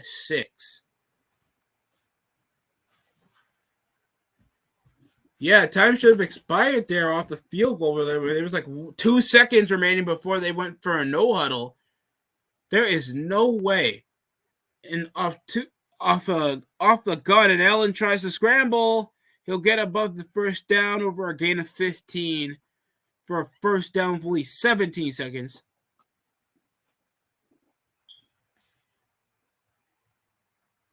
Allen for the pocket. Massive gap for him to not utilize, and it's going to be a first down.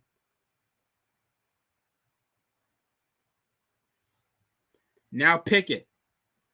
Over the incompletion, the short gain. George Pickens trying to make it highlight reels out of everybody.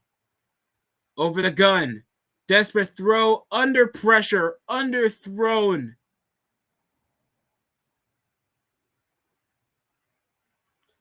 Got to get rid of it. 4th and 9 here with only 43 seconds. And Chris Boswell going 18 of 26 from field goal to his longest being a 59-yarder.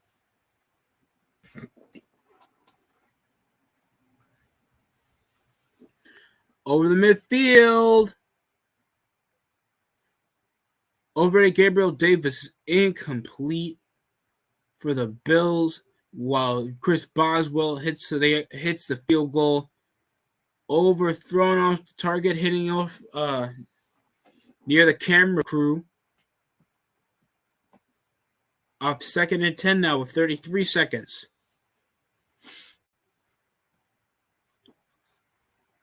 Stephon Diggs, Dawson Knox. Matthew Judon there in the sideline. Still recovering.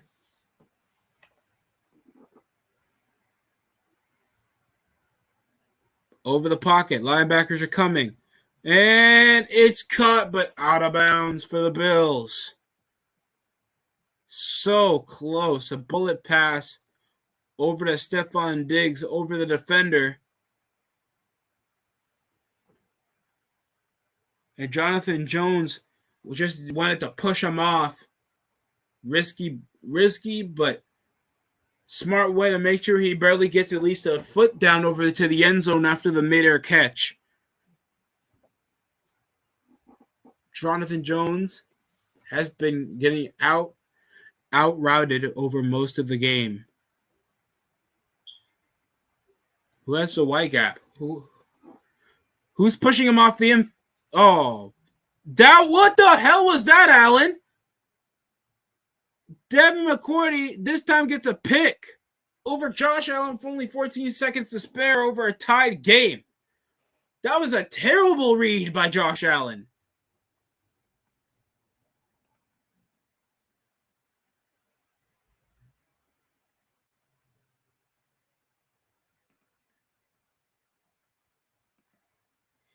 McCourt, was he trying to hit over to the post to Gabriel Davis? That was a dumb decision. Drew down off the pressure. You see Allen getting down over the contact. McCourty came with an impressive interception. That was still a dumb play call.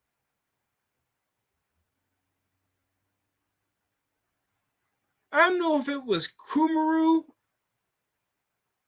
or somebody that was coming over the in route. That should have been the major target instead of trying to chuck it deep when you have time to control. That makes no sense what Allen did. I hope this doesn't come to bite him when he makes the playoffs. I really don't. Patriots will call a timeout here. Red zone alert. I guess it's going to be the Buccaneers and Falcons. No, they go to the Bengals and Ravens. Over at their own 5, at their own 6. And he'll get sacked around his end zone. Fumble recovery off Asa. And Cincinnati just continues to embarrass this Ravens team. Aren't they supposed to be getting a new stadium? Because I swear they have that old logo still on their seats. Cousins waiting over to the sideline, and they're appointing a no huddle when time's already expiring over that field goal. I guess they're replaying if that field goal even counts.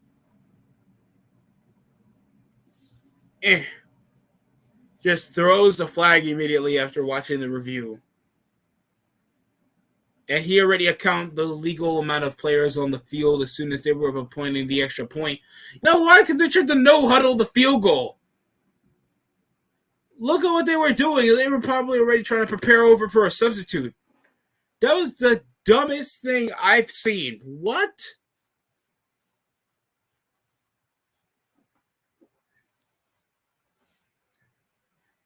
Cincinnati leads by 2 scores over at the gun with only 16 seconds to spare. Up on the gun is Mac Jones with a chance. Let's it go. Ball's tipped. Incomplete.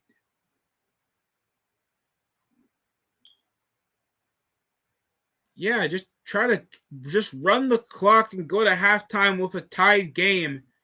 Look at this. They're trying to push it over. Oh, my God. What's popping, YTC? How's the game in your end, man? Oh, dude, this is... I'm still questioning if you got to witness that little field, I don't know, no-huddle field goal in the Chicago Vikings game, and they had like 12 men over to the sideline, but they were questioning if time expired. My leg! Dude, I'm just already conflicted. Pittsburgh 8-8, but they can try to clutch up this division, this wild card spot. At least, I forgot who's supposed to get 5th seed if somebody loses. I think it's if Baltimore loses. LA gets the 5th seed in the AFC. It's agitating. So seeding is still a virtue. Nobody has clinched up much of the projected playoff spots yet. Here comes Cleveland. I did it for the masseuse. Oh, fumble off the snap. And Deshaun Watson got it. Spins out one defender and gets at least a gain of 3. At least he doesn't lose the yardage. And now there's 3rd and 1 with only 14 seconds remaining.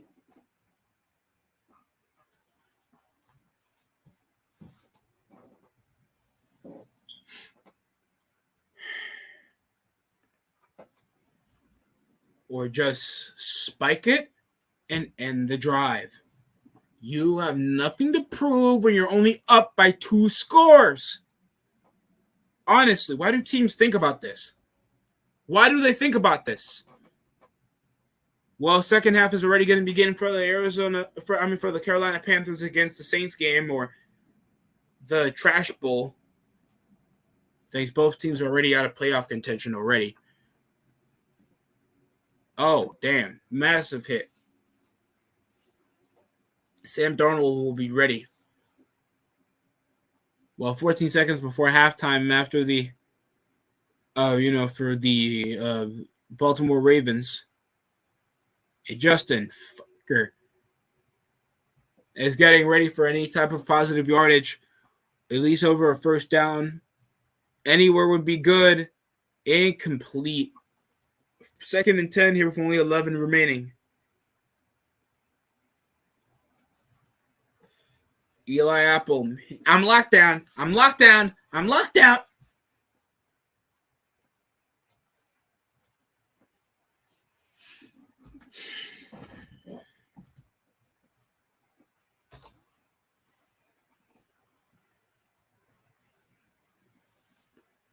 Alone in the gun now. Sam Hubbard over in the spy. Anthony Brown will let it fly over the secondary, and that's going to be incomplete with only 5 seconds. Guys, just stop. You should have been just trying to do screen passes or at least run the ball off with Kenyon Drake. What are you going to get chucking over deep balls when there's barely above average receivers on that Baltimore team, man? Ridiculous. Pittsburgh's having a better chance over with the deep balls, even though they're getting called back for incompletions. Over in the gun for Baltimore.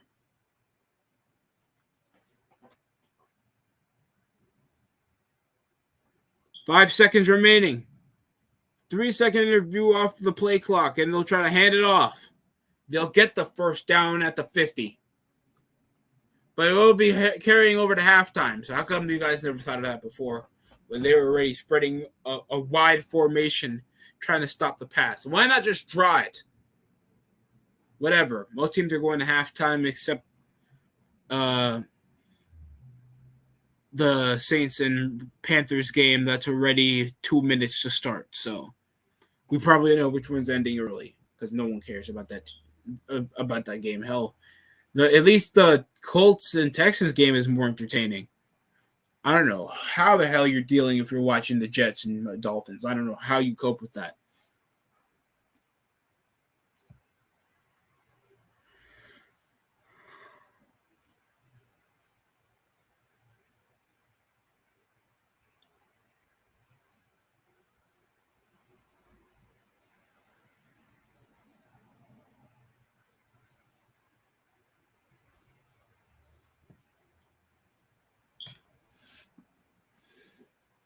So the Patriots and the Dolphins lose. The Steelers are in. So what happens if the Dolphins?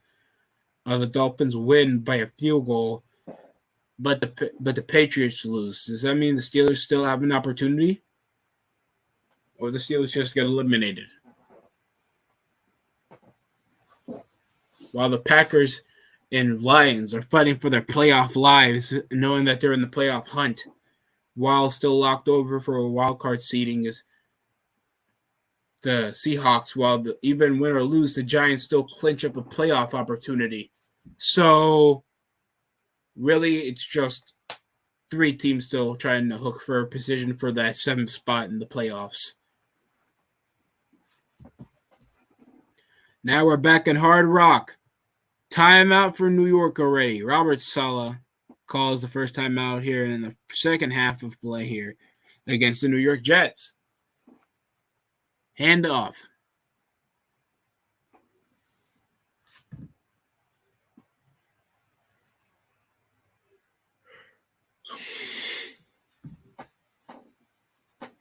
What the hell's happening? Oh, it seems to be a fight going on with Saints and Panthers.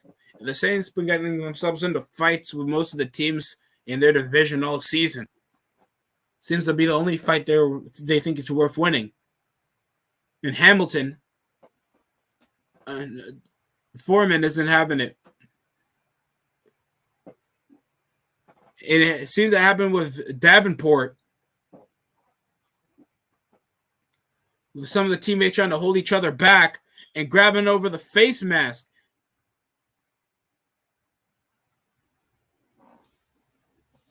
While getting stopped short.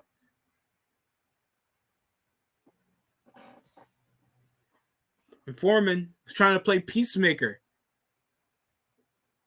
I wonder if we're going to get a player disqualified.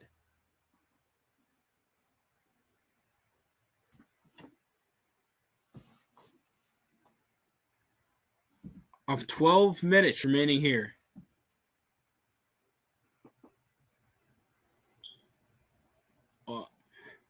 I know Foreman has a 4 probably in his thigh pad or something.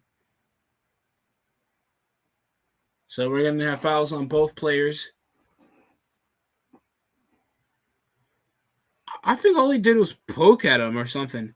Oh, he smacked both. Davenport smacked both, but I think it was accidental over to Foreman. Foreman already launched a punch at his face mask. It's got to be double. And number 92 already getting disqualified. Davenport's already. And so is Foreman after trying to defend his teammate.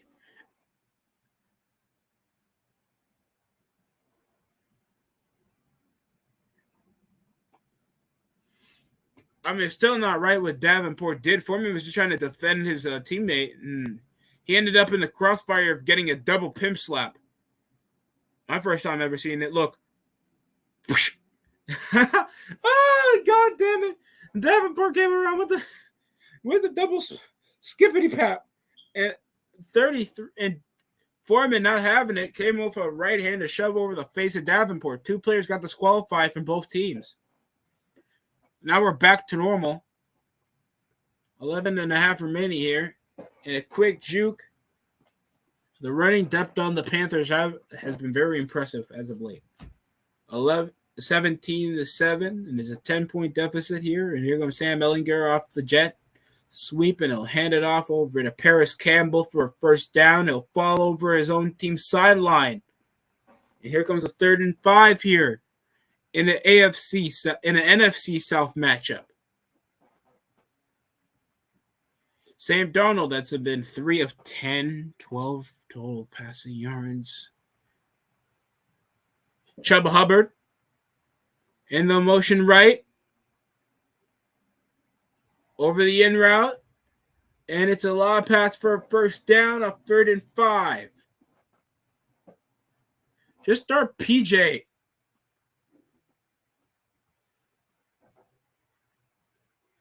PJ Warren came over, a quick little. Oh, that's DJ Moore, my fault. There's, of course, Davenport over to the side, over in the locker room, possibly waiting until the game's over.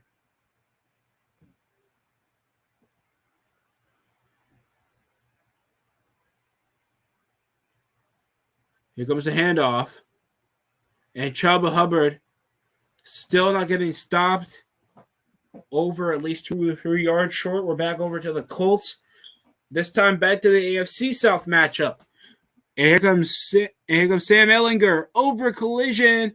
It's caught. Paris Campbell yet again. Another first down for a red zone conversion.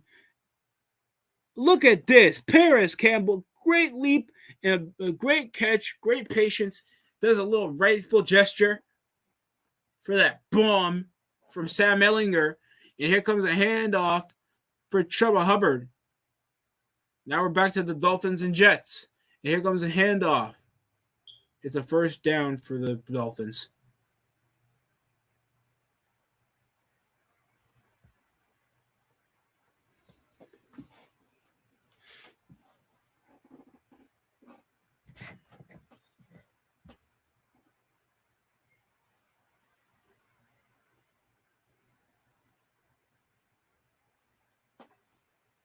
And of course, the hot-ass Miami Dolphins cheerleaders being the only attention-seeking thing I'm seeing right now. Gesicki over the motion. And he'll find another receiver for a first down. Didn't even try to wrap him out. Reed just coming around,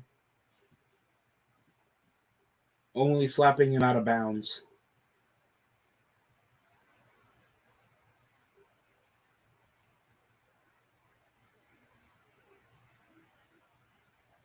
Oh, guys, big news.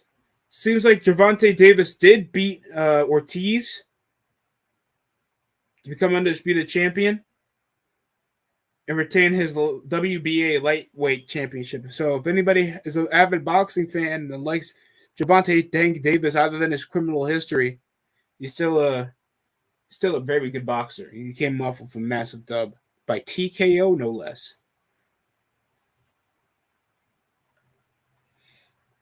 All right, here goes Thompson. Over the draw play. Still on his feet.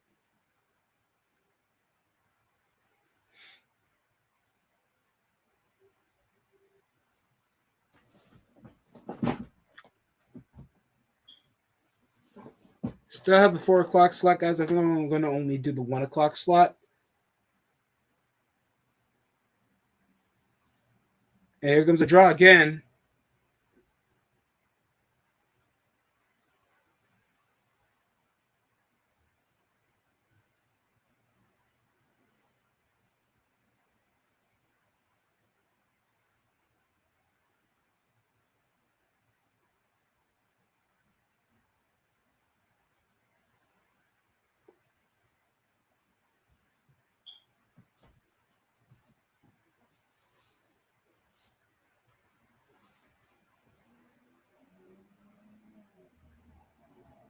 And here comes the handoff from Skylar Thompson. It's another down the middle carry.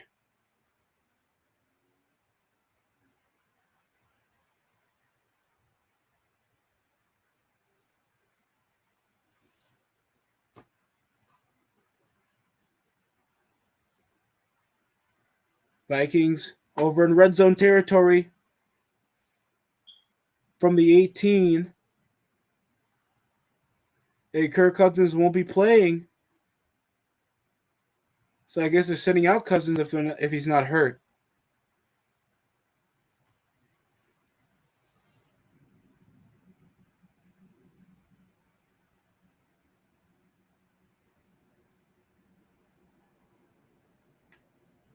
So they're sidelining Kirk Cousins.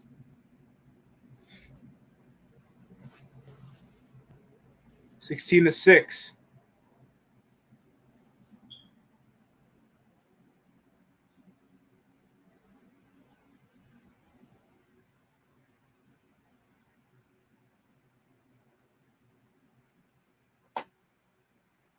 And here comes a draw. A quick reception there, a gain of first down.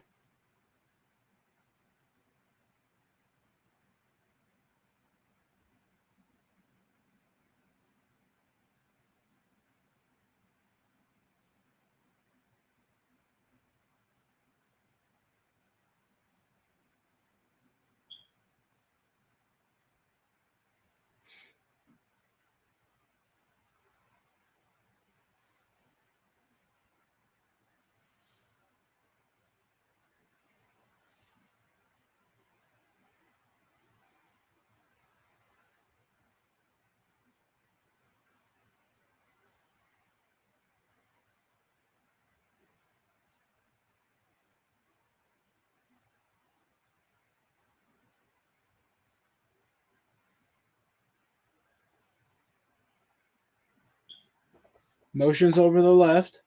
And already a call made for possibly a timeout here from Minnesota. Must have been a miscommunication.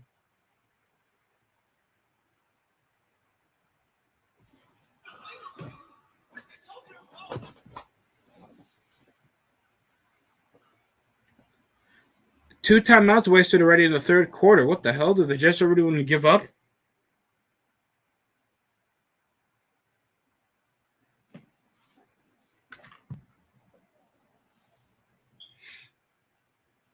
They're already killing over 2 timeouts before we're even 5 minutes into the third quarter. What the hell are the Jets doing?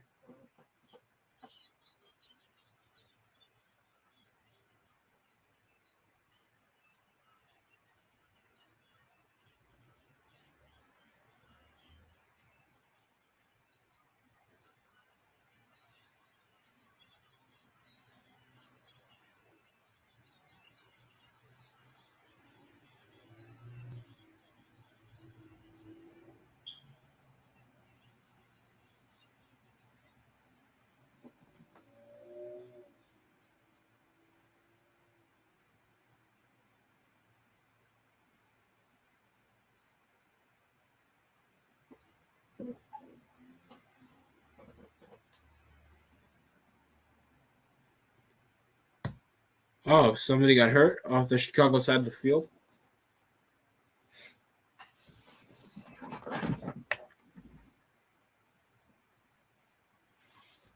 And now we're back to Carolina, New Orleans. Touchdown! Mike. Oh, it seems like Jordan. Ball got fumbled over. Michael Jordan got there trying to recover around the end zone, and I guess that's going to be a touchdown for the Panthers.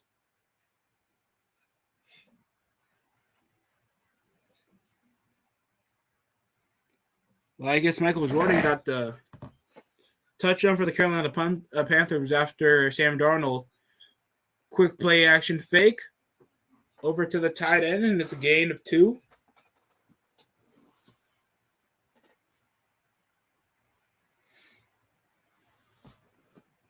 And Sam Ehlinger over to the corner.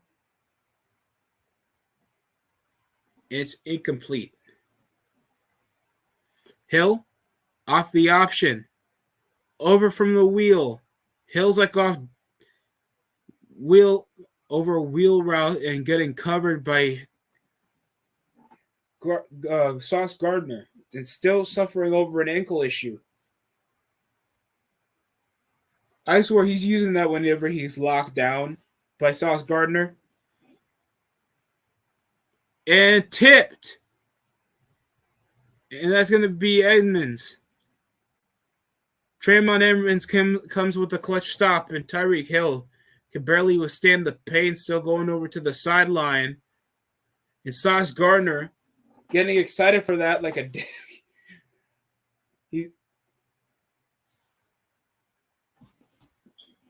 Speed and that discipline. Quick handoff from behind over the wheel. First down. Dolphins still not down and out.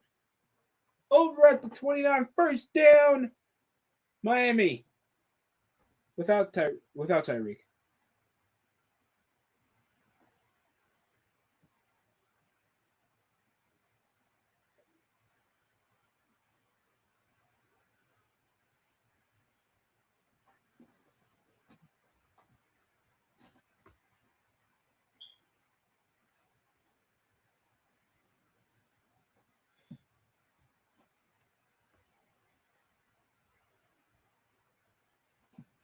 A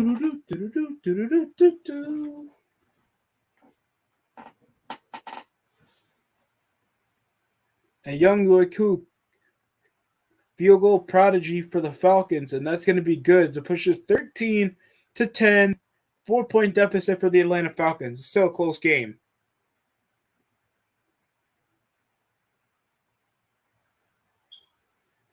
And Minnesota off Alexander Madison, his second rushing TD of the game in this pimp slapping of a performance for the Vikings against the Bears.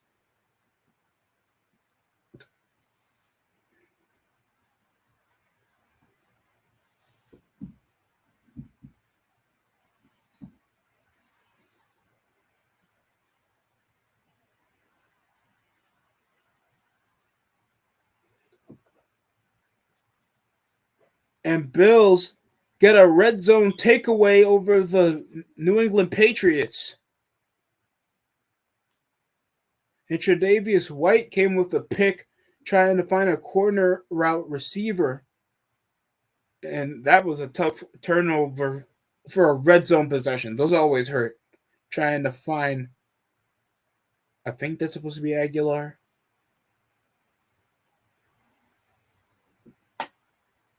Rolling out. Over Pickett. Over Freiermuth out of bounds. That was a gain. 39.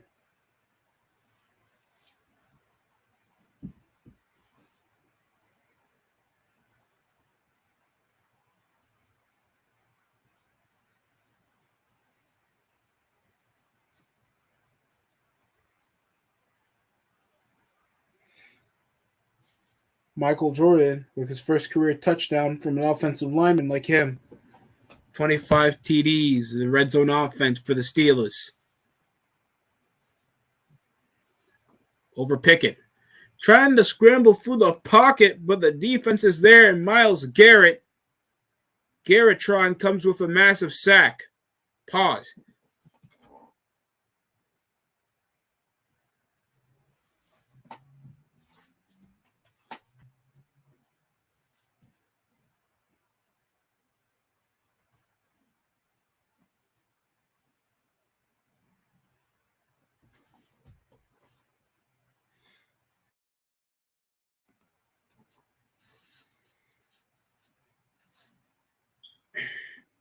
Oh, it's stuck over the backfield. Dolphins and another loss of yardage. Jets defense is just playing out of their mind.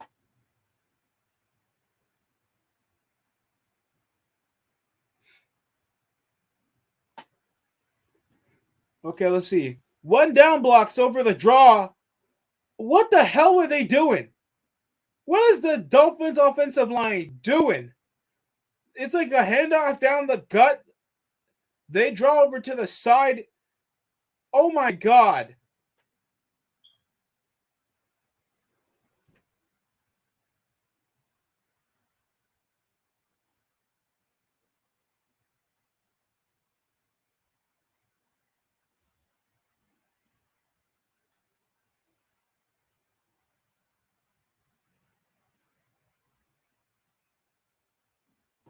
That was some miscommunication off the blocking side of the ball for the Dolphins, man.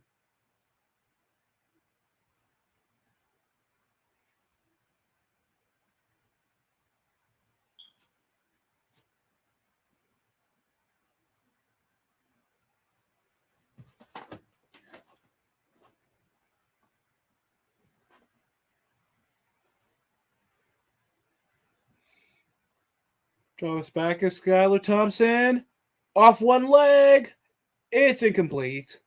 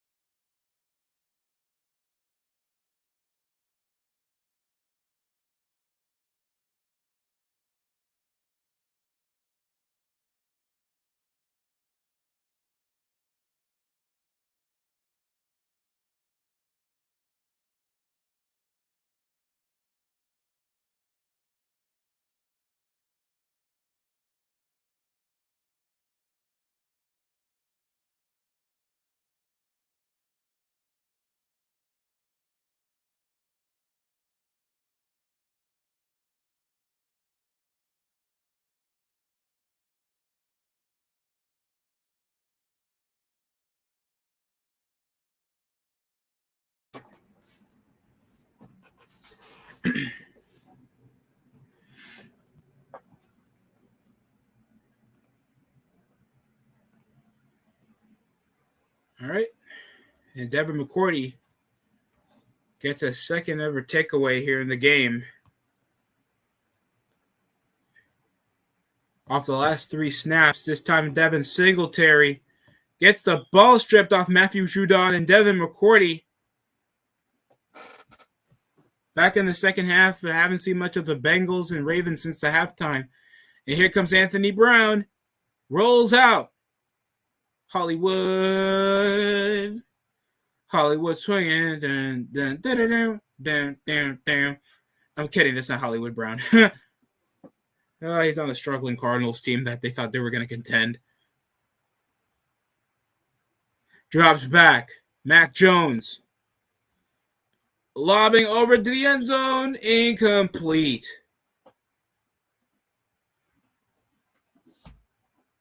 Over to Harris is incomplete, sadly.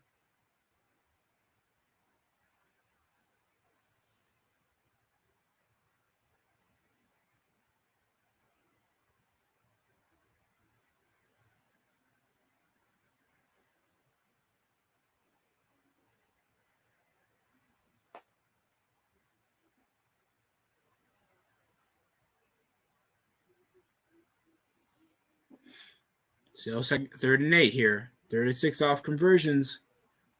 And they had 2 straight takeaways. Here comes Mac Jones. And he'll scramble. And he'll slide at the 5.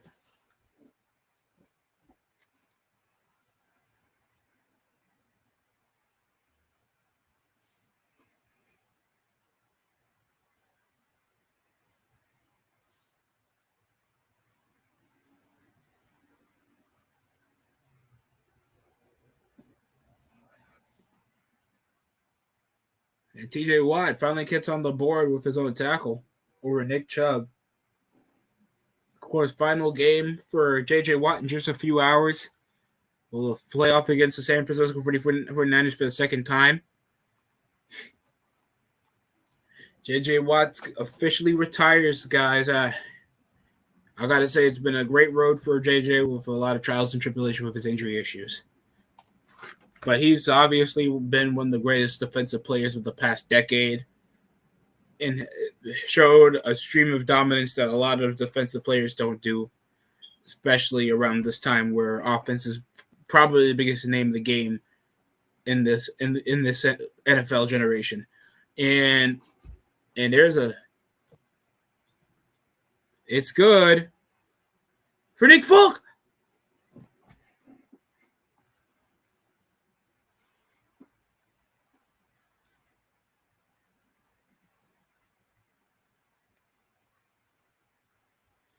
New England with their possession with only 7 minutes, and they lead by a field goal against the Buffalo Bills, still for a playoff opportunity.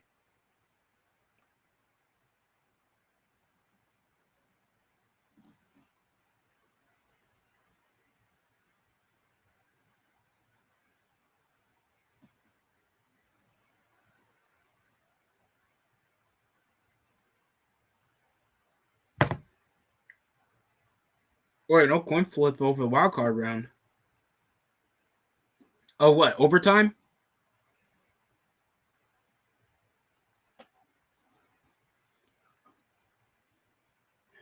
And Zach Moss gets a touchdown against the Colts to push it to a 3-point deficit.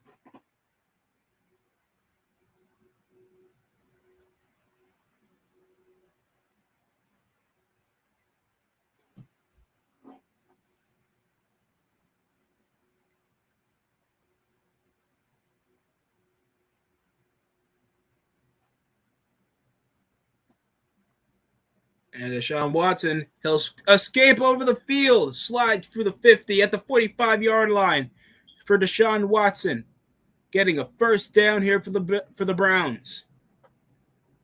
Can the Browns secure an upset here? And that's off Edmonds. He wasn't down over contact over the slide. Edmonds trying to celebrate while the defense was still chasing Deshaun Watson, and it's a first down.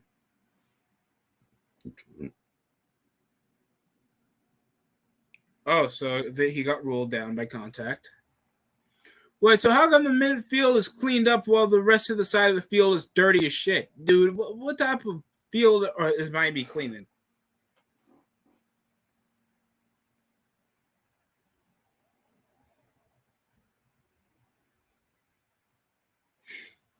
And Watson over midfield gets intercepted as soon as they ruled out the scramble. And the Steelers, Watson's second interception of the night. And it's already Devontae Davis comes around with a pick. Gotta be kidding me here. While we're back over to Chicago, motions right over to Claypool. Bootlegs it out. Peterman, and he'll hit net. And Cole Kmet, and he'll get a one-handed slam to the end zone. Cole Kmet, tight end for the Chicago Bears, are still in a fight of their life, trying to upset at least the Vikings. Nathan Peterman's actually playing decent. Ew.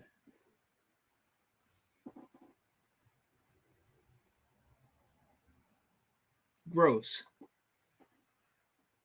Drops back. Burrow gets sacked. And the ball's loose. Recovered by Baltimore. We're getting some comebacks.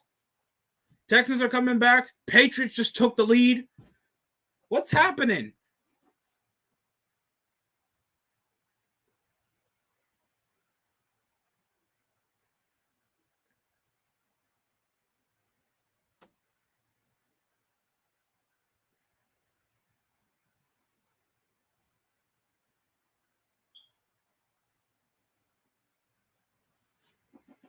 Rolls out Anthony Brown over to the end zone. Incomplete.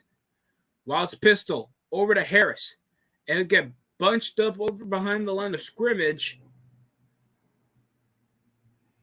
Barely 4 remaining here in the third quarter. And DeMarcus Robinson going airborne. And it got tipped out of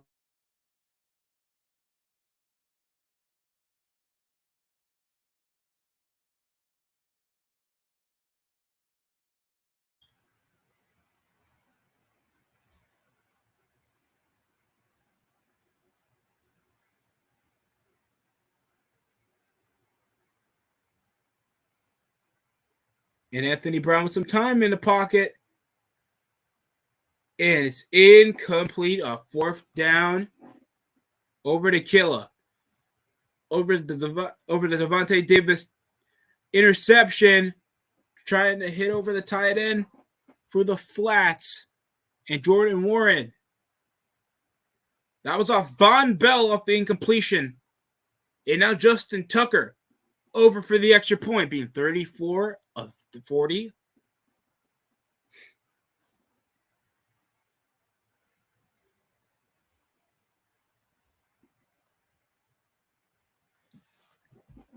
And it's going to be called incomplete over Deontay. Over Deontay Davis. Deontay Washington. Oh, Deontay Johnson, my fault.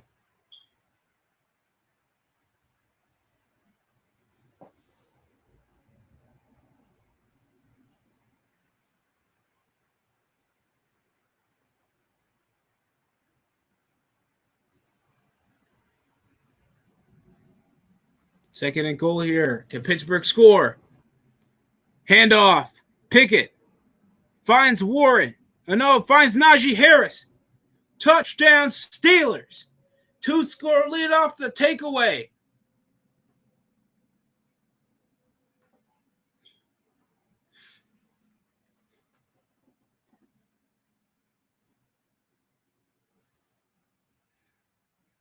Just speechless is the defensive unit for the Cleveland Browns.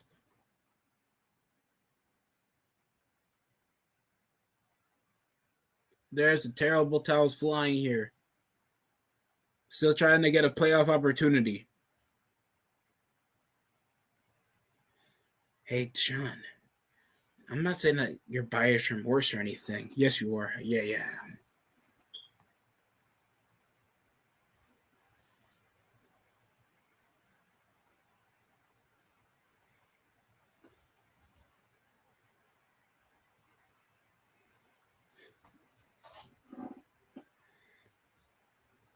And now we're back. Dropping back is Ritter. And he'll find Olamide Zaccheaus, number 17, celebrating with Drake London for the touchdown against the Buccaneers. The Buccaneers still in a fighting chance. And there's Davis Mills finding his touchdown to push us to a 2-score lead against the Indianapolis Colts. Both teams are terrible, but at least the Texans are trying to at least look competent and score. While in Buffalo. Are you kidding me? Not again! Not again! Another kick return to the house! Are you kidding me? After you thought hopes, Nyheim Hines with 2 kick return touchdowns. What? What did I just see? 2 kick return touchdowns for Nyheim Hines in one game. You're Nyheim Hines. You're not Devin Hester. You don't just do kick returns and bring them to the house like they're just a regular occurrence, bro. What is this? Look at Naheem. First of all, the special teams unit on the Patriots is dumb. You got to be kidding me. But you got to give it to Naheem Hines, bro. Just got some X factor from Madden, and he's like, screw it. This is for Hamlin. Drops back as Flacco. Throws it up midfield. It's caught. Like Garrett Wilson.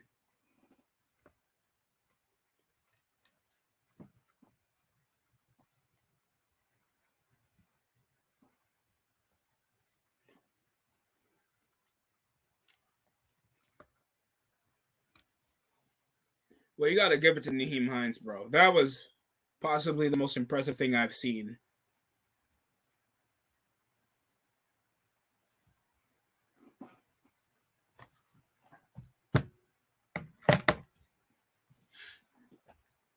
And here comes the handoff.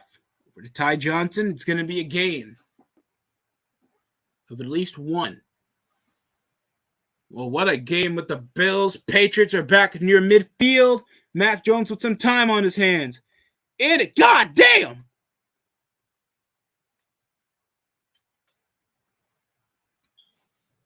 First of all, Johnson,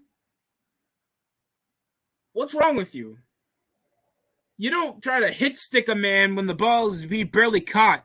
Jaquan Johnson just wanted to put somebody's head on a platter, while Joe Burrow launches it short. And it's caught. Over Joe Mixon, over midfield. Now it's a foot race. Running from the cops like he didn't hit that woman. It's going to be a first down. Over a 33-yard reception. Over a short catch turned into a large gain. And Jamar Chase also gets a first down. Bengals have a chance to still extend their lead.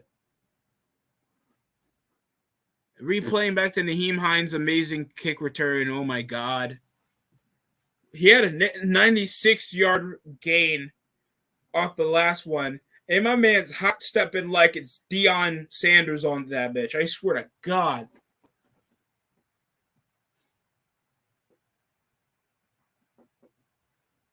Too wide set over the gun. Burrow hands off to Mixon. Barely a gain of 3 off that carry. Bit of a collision course with the defense and the offensive line.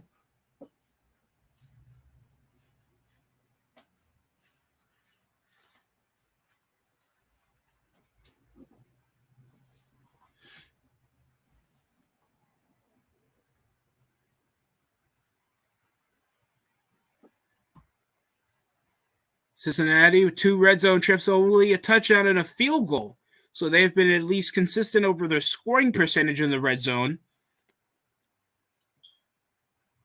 Burrow drops over, trying to find Hayden Hurst, but a lot of collision there. Too much hands off number 6.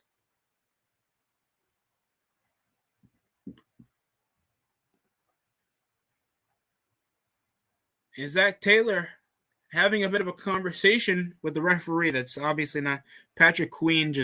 He had too much of hands on Hayden Hurst when he was coming off the coverage. That's a good call. That's a good call by the referee. And there's the pass interference call. Defense of Patrick Queen, and John Harbaugh's not having it. Back to this terrible Cleveland Browns team that fought themselves into a mediocre 7-9 record and getting wrapped up by the Steelers yet again. Odom, oh, hell no, nah, that's a penalty. That's a face mask call for Umjobi that came around grabbing on Deshaun Watson when wrapping him down. I just thought he had his shoulder pad or something. And Mixon with the carry. Don't really have to rush for a passing play like this. They're already in good field territory to score at least a field goal if they can't get the first down. And the pass interference call over by Patrick Queen does not help.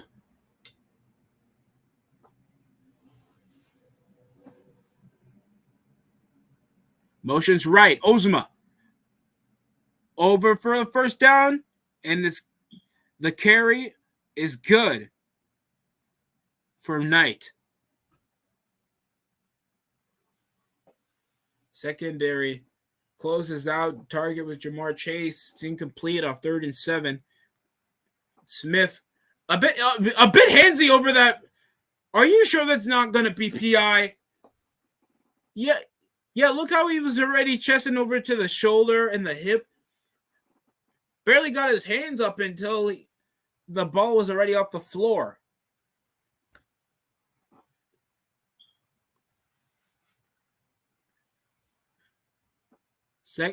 All right, here we are, 3rd and 7 around the red zone. Switches the opposite side for the halfback. To his left. And it's going to be caught.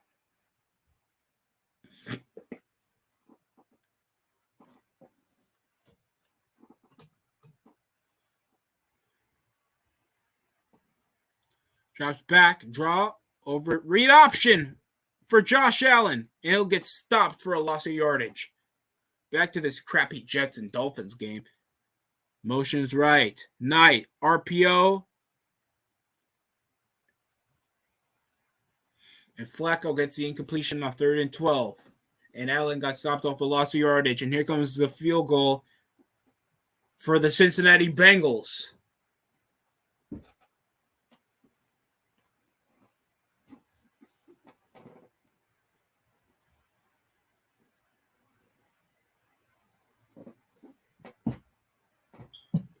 Home field advantage for the Cincinnati Bengals.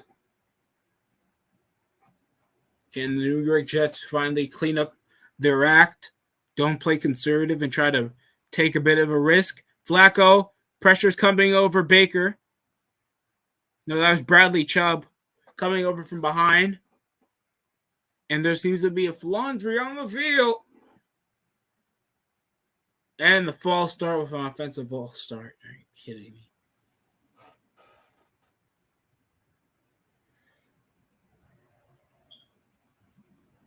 Second false start call on the offense. And he throws an interception. Davis Mills to the end zone. Can they get a pick six? But Indianapolis is back in this bitch. Close neck and neck game against both teams that have nothing to play for, except for possibly a lottery pick spot. And that pick six does technically help Houston. They even have a lesser record than Indianapolis. So I guess great play. Oh, God. Rodney McLeod came with the pick six.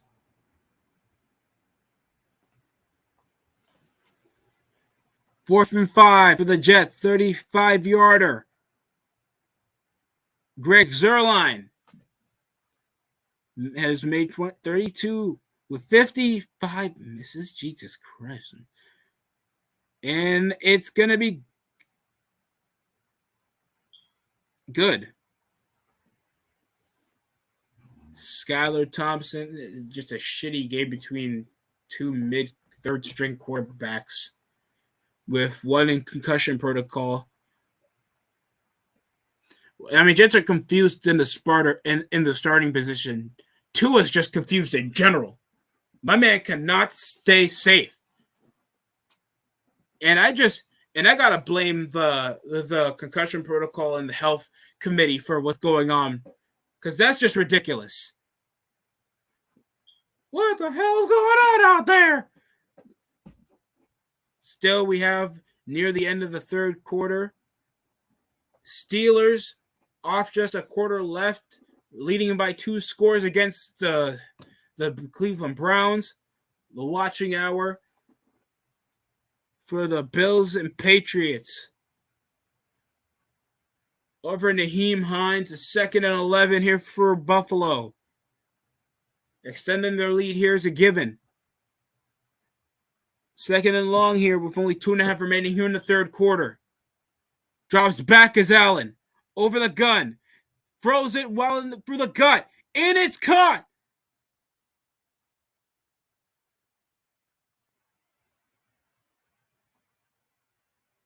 Shakir with the catch. Hakeem Shakir came over. He hitched off a curl and he came as a nickel. So I was just shocked he just ran through the gut and just caught it like that and still gained around, 18, 19, 20 yards. Great catch. Bills are in a comfortable spot to score.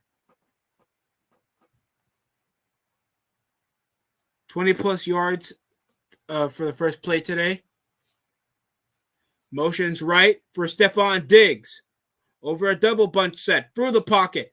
Throws it over to the middle. Over Isaiah McKenzie. It's going to be an incomplete pass. Isaiah McKenzie has bad luck with those drop catches. Of course, if you guys don't remember that, I think the Bills' first loss, and I think that was against the Miami Dolphins in their first meeting. And I think that was like week 2. Miami Dolphins eliminated. If what? But New England wins or Buffalo wins? 17 to 21, still off. 2nd and 2. Bootlegs off the play action. Rolls out over near the 50-yard line. Throws it near the line of scrimmage. There's a man wide open. Touchdown! Buffalo Bills!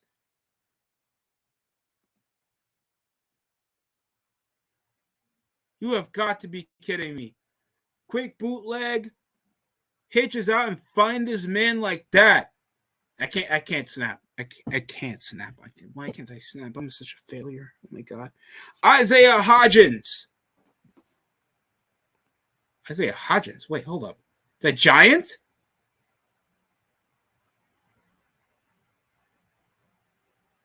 When the hell was Isaiah Hodgins? When was he a Bill?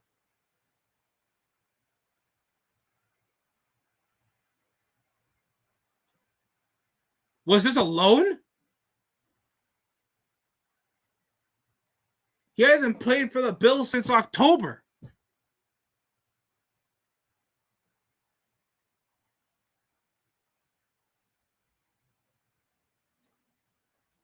What the hell?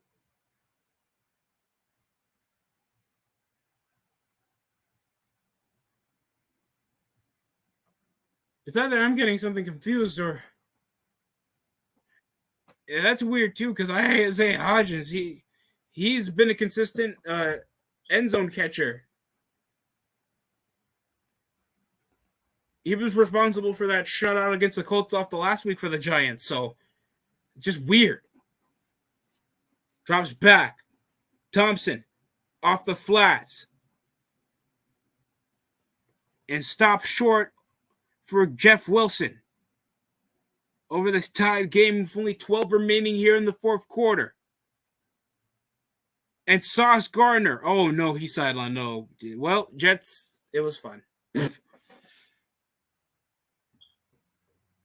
Back in a football team that actually plays in New York. Isaiah Hodgins just playing for the bag right now, even though the Giants did secure a playoff opportunity after the win against the Colts. And here it goes. Kick return for the Patriots. And pissed down their leg and stopped at the 15. And Lewis comes with a clutch hit. This is just embarrassing, guys. College basketball, Wisconsin, that's number 14 in the country, face off against number 15 in Indiana, where you actually see 2 good teams play from the Big Ten. No offense to the football program. Drops back. And Davis Mills, that threw a pick six last possession, and he's still, with the consistency there, throws another interception to Rodney Thomas this time. After McLeod literally caught an interception off him the last play. Why risk it for the biscuit when we're that early into the fourth quarter, Davis? That makes 0 sense. And, of course, that was for Damar Hamlin.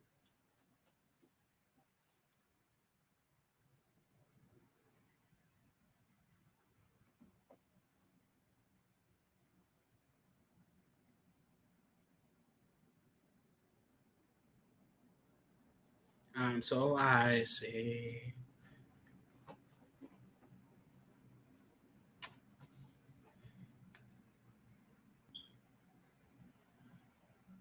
Two takeaways already for Davis Mills in the second half. And look at this. Richardson's actually with a good gain around the 48.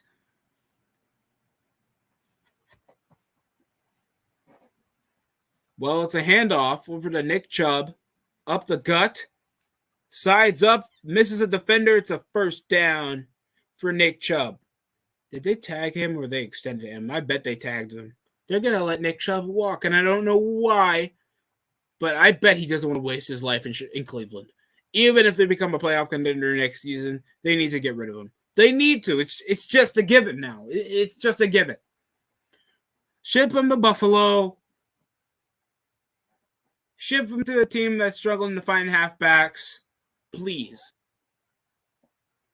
Nick Chubb would be wonderful for Tampa Bay.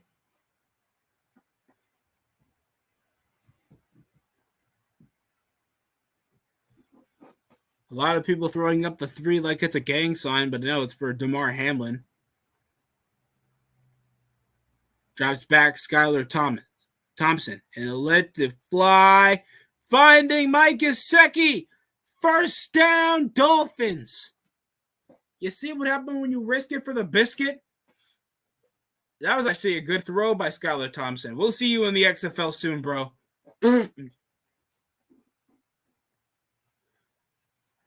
And look at this. Mosley just off the bad read, and you see Carter just couldn't keep up over the read. Coming over to the corner, perfect route.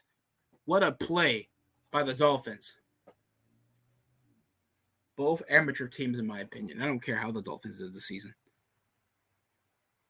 Quick jet, fake draw, and barely a gain of 1.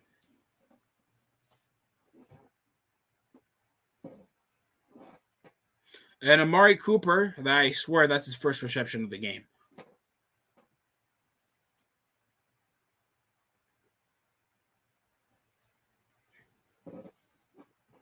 And Cooper, with only 12 minutes to spare, Cleveland's down by 2 scores. Kareem Hunt, over the draw.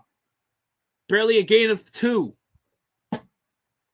Back over to the tied Jets and Dolphins game with the Jets for the Dolphins playing for their playoff lives. Quick fake over to Garrett Wilson. Fall over to the tight end. Quan Alexander won't get the PI call because that was like in the middle of collision, so it's not really his fault. And plus, it was overthrown. Hunt lined with the quarterback over the gun. Wheel for Amari Cooper. And they'll do bunches set over midfield. Peoples-Jones up the in route. And Deshaun Watson will get wrapped up by the Steelers defense, and the D-line will gritty.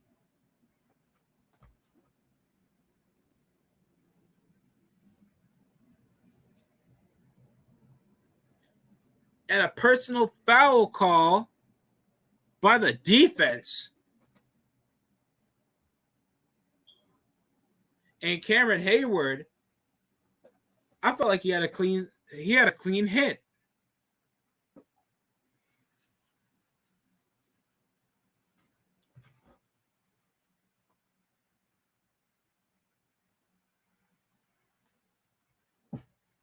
Well, third down for reset first down for the third down for the Dolphins.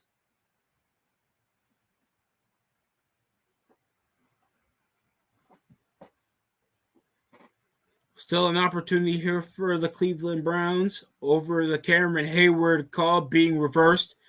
And Donovan Peoples-Jones sidelined at the 3. While gun for Skylar Thompson stuck over to the backfield. Tyreek Hill's back motions right as a slot. Over the 3 wide, 3 and out. Oh, Thompson will shuttle pass it to Gesicki. And it gets stopped short for a gain of 3. Fourth down for the Dolphins.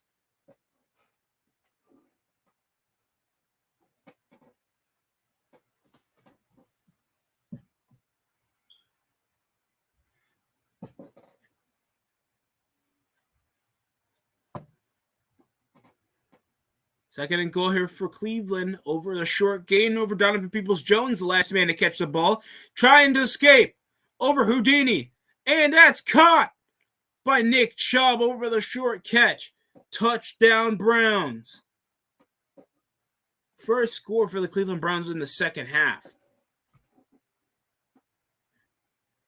And a 3-and-out possession over Mike Gesicki after a better play than advertised. Maybe Skylar Thompson's the future.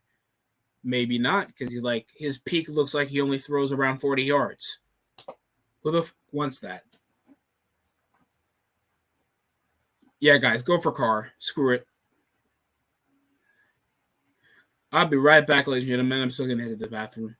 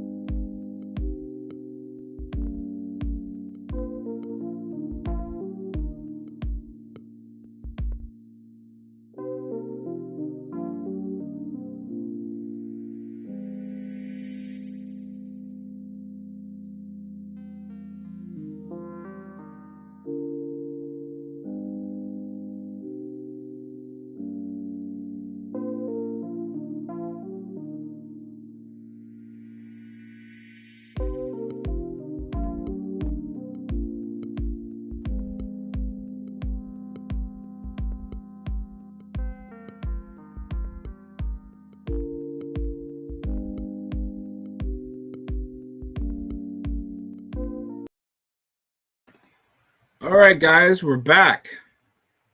Seems like a Cincinnati Bengal player just got hurt. Tough to see, but Garrett Wilson and Xavier Howard over the collision, and it got incomplete. Still trying to fight for their playoff lives is the Miami Dolphins that is closed up in only a 6-point deficit because of the New York Jets' superior defense. And if only the Jets only had a competent offensive coordinator, Eric Rose got one hand in there and the ball popped. If he's already down and caught him over to the legs, I think that's a clean hit, bro. I don't want to hear it. I don't want to hear it. Only 9 minutes to spare here. Hard Rock Stadium. Crowd is loud to the brim. Could it be loud during the playoffs? In no way. Garrett Wilson first down. There's still a chance. While Cincinnati up by 2 scores with only a minute to spare in the third quarter. Lets it fly. Overthrown over to T. Higgins. It's going to be incomplete, sadly.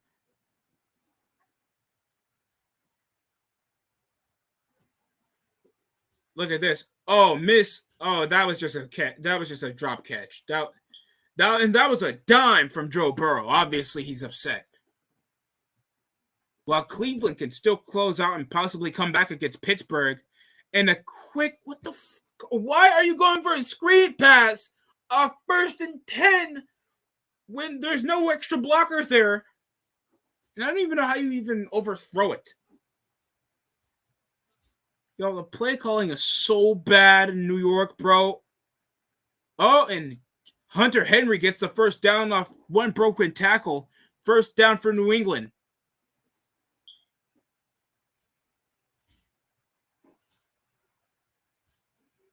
Guys, I need real food. I'm going to be honest with you. And here comes Flacco. Lets it fly. Laid back as hell. And that should have been... Oh, there's the pass interference call over Garrett Wilson.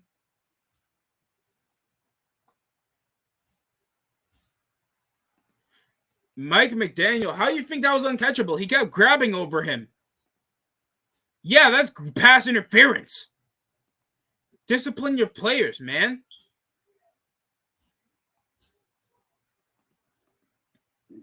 Going for it. They go for a play action. Knocks it short over to Jacoby Myers. It's a first down for New England. Gamble off the play action, but worth the risk if it's going to be a first down for the Patriots. 1st and 10 over Garrett Wilson over the PI call up in the 50. Motions right. Single back ISO formation with 2 wideouts set. Oh, wait, no. There were 2 wideouts off bunch. And here comes the handoff to Christian Wilkins, one of the best defensive tackles. And he's already with 100 tackles. Jesus. Motions right out. They spread over to the zone. I think they're already preparing for a spy. Oh, it's a blitz. And Mac Jones lets it fly. It's caught by Devontae Parker. Are you kidding me? What's going on? And the Patriots are fighting. They are still fighting. What is this? Devontae Parker came over a deep ball. Where was this in Miami? Look at this. He sort of got a bit handsy, but he was just trying to step out. So Parker, that was a clean catch. Unbelievable catch. Parker, unbelievable. Nice grab by Devontae Parker. And that's going to push that to a 1-score lead. The Patriots are still alive in this. Could they upset the Buffalo Bills?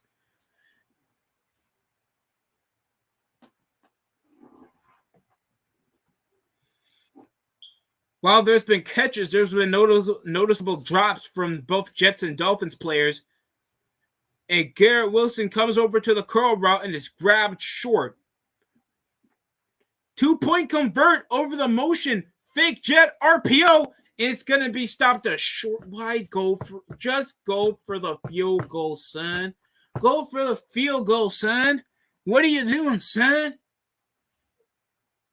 A great grab by Garrett Wilson. While getting down by contact to 4th and 1 for the New York Jets. Will they go for it? They will. I didn't even have to finish the sentence. They did it for me. I don't even know if I should be disappointed. There's already a challenge call, of, I guess, on Garrett Wilson's catch.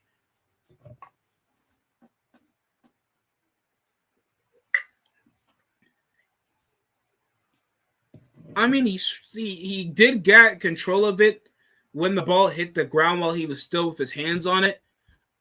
And depending on this, it's already worth saying that the Jets already burnt timeouts. So Dolphins already have a bit of a momentum when it comes to time management control, thanks to already a tied game. 5 minutes and the Falcons are destroying the Buccaneers. What's going on?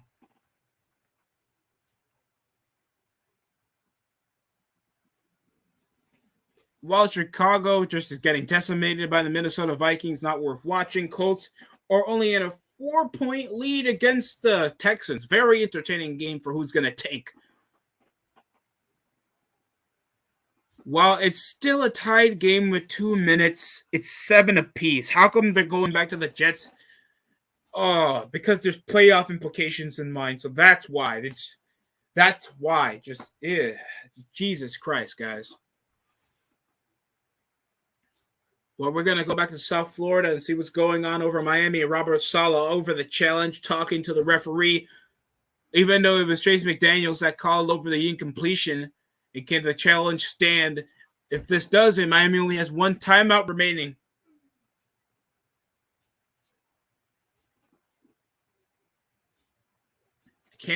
Can't you guys just put it on a stand and bring it up to the field so some black guy doesn't have to hold it? That's a bit that should be like a. I don't care if it pays you well. That's just weird. And of course they want to see if, and they'll just kick it low because of if Hines gets a third kick return, they gotta postpone this game, bro. And Mike McDaniels will get a successful challenge. And that's his first successful challenge call for all 17 games. Are you kidding me? And 6-37. Handoff, play over Najee Harris, and he'll be stopped. A gain to 2 over the carry. A first down with only 7.5 remaining here. Cleveland Browns need to shut off this drive expeditiously. Still, Devontae Parker's catch was amazing. My God. New England tried to go for a 2-point convert, but it got stopped short over the play. If New England wins off tie, Pittsburgh, the win probability for Pittsburgh is still 90%. A lot of people are favoring Pittsburgh, even though they have the better weapons. Defensive unit. I still don't trust Pittsburgh's offensive line. Deontay Johnson. It's incomplete.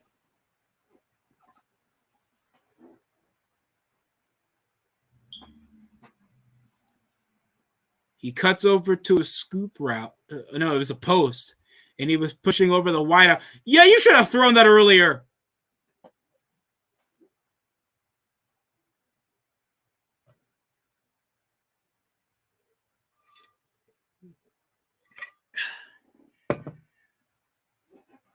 .648 remaining here in the fourth quarter. Can the Steelers clutch up? Can the Browns clutch up one more incompletion? Up, Fryer move. It's caught.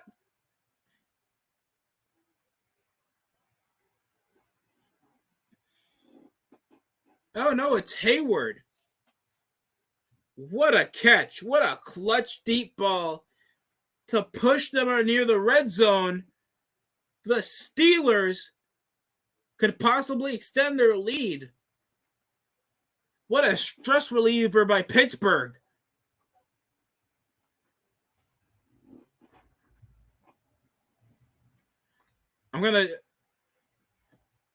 Well, guys, I'm only going to cover over the first hour and then just chill. I'm not trying to waste hours, so we could watch the Royal Rumble. There's no way I'm going to watch like 8 hours of football live while sitting on one chair or I have a couch.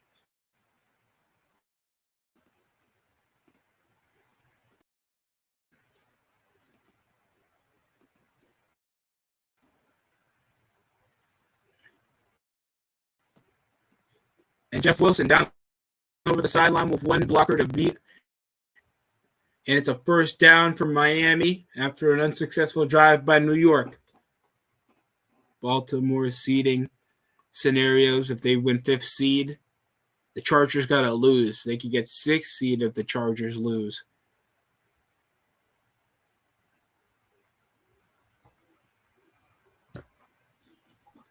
Baltimore still alive in this against Cincinnati. And Anthony Brown lobbed over the deflection. It's incomplete.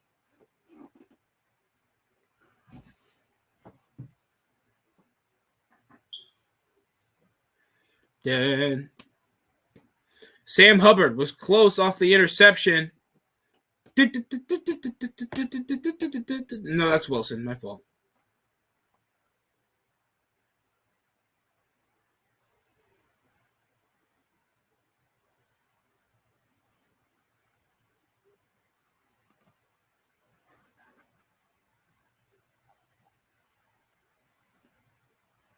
That's Logan Wilson. My fault.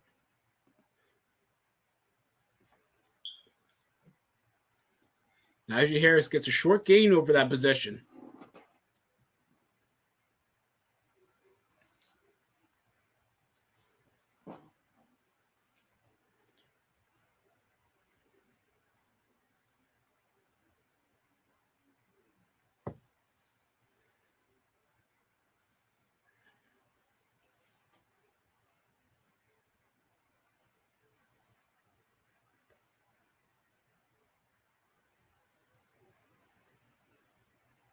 All right. Drops back. Pickett. Short bullet. And it gets deflected in the middle of the route. They know what to expect. And that field goal off Justin Tucker pushes that to a 16-27 deficit. 5.5 remaining here in Pittsburgh.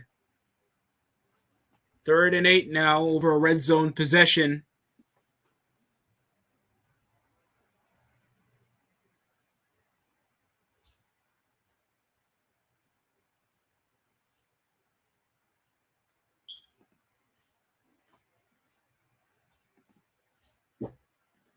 When did the Bills score?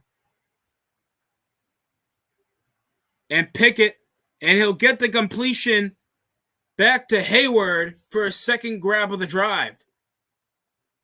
Well, I guess we're going to get an explanation over the Bills' 34-23 lead against the Patriots.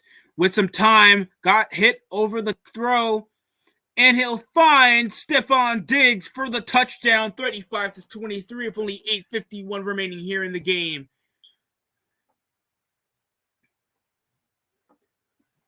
The Bills have just outmatched the Patriots, even with the great tries the Patriots have done. Devontae Parker had really showed out in this game, so we can just keep his job. And Mac Jones, a lot of questions have to be made over the Patriots season after literally making the playoffs last season. Here comes Miami. Skylar Thompson, and it's overthrown out of bounds to not lose yardage over the pressure from C.J. Mosley.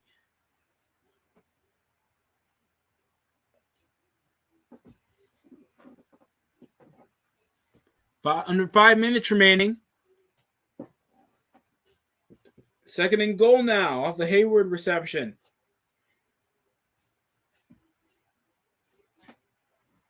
Timeout over Pittsburgh. Now they're showing us back to the Jets and Dolphins. While they're finally transitioning back over to the Panthers and Saints for a 42-yarder with only 3 seconds remaining. And the kicking team timeout to run possession to go 7-10. No playoff implications for both the Saints and Panthers when there's under 5 minutes remaining over a 2-back spread. They play action it for no apparent reason, and it's incomplete. Why not run the ball? Over the timeout by Carolina to slow down, to stop the clock. Win probability over, what, a 45-yarder, 44-yarder? 42-yard field goal for the Carolina Panthers to ice out and win this game, at least end their season. When it's good. And the Panthers beat the New Orleans Saints, putting it up a 7-10 record. Panthers sweep their division series against the New Orleans Saints this season, while Pittsburgh can close out a 2-score lead over a slant route. And why would you even try to wrap up if the ball wasn't even caught? Targeting George Pickens. Emerson was he was two-handsy over that play. And then he tried to roll him out when the ball was already thrown out. Yo, come on, man. You want to make it more easy. They'll just hand it off. 4 minutes remaining here in the fourth quarter. Flacco gave it short over to Garrett Wilson. Misses out one defender. And he's tripped up and stopped at the 34.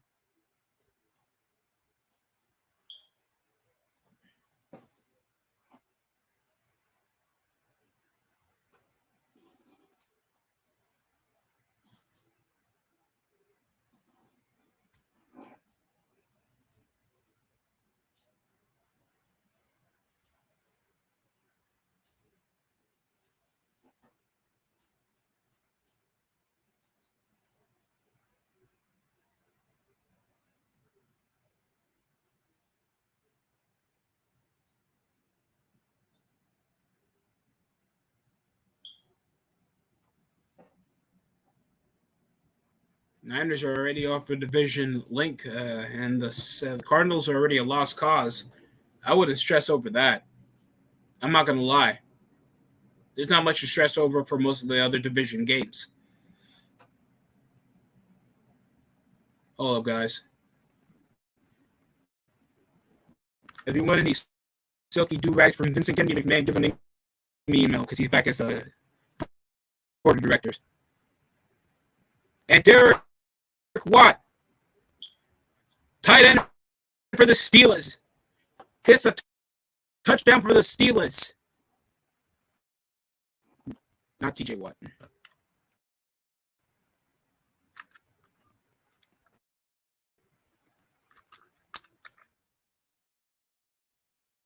Cleveland.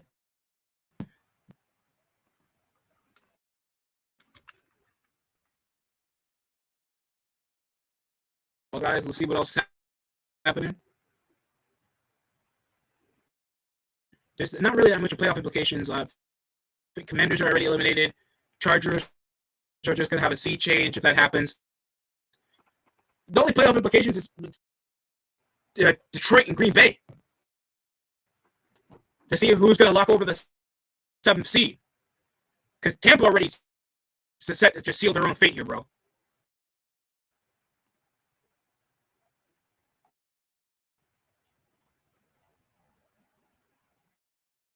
Hold on, guys. I'm trying to just look over the playoff picture here. What certain teams need. And he waddled away. Waddle. And even in the very next day, pop.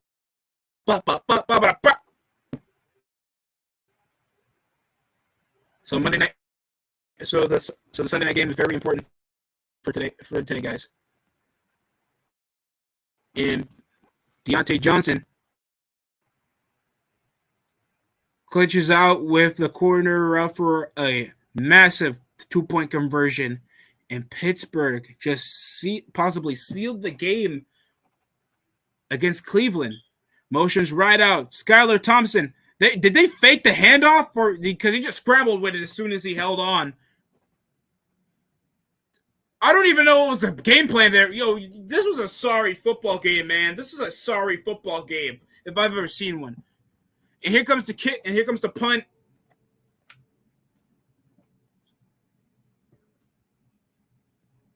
And, did it touch? I guess it's safe catch. I don't know if it's a safe class interference. No way. Naheem Hines. Wait,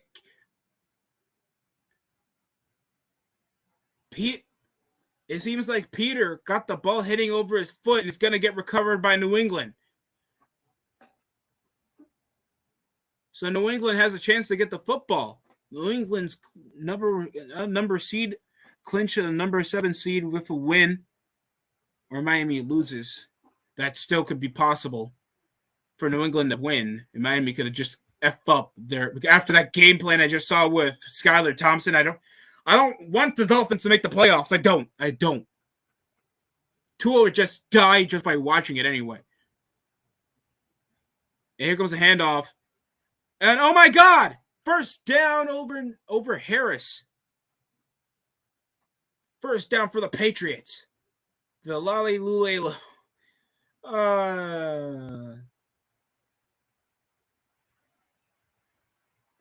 My mama used to say, you gotta get a job. My mama used to say, get a job. Get a job. Well,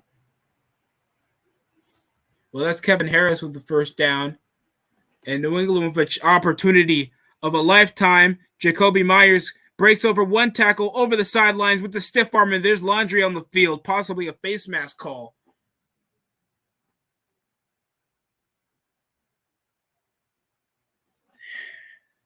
So the most important, I guess, playoff seeding matchup, because most of the other games that are going to go on in the 4 o'clock slot, they're already confirmed divisional leaders fighting over fringe teams for lottery picks. Why would I want to watch it?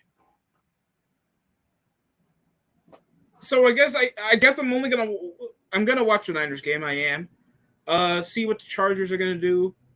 I just please intake load management in Week 18, especially if you're already a division leader. Save your players, especially if you have a 1 week bye. Philly.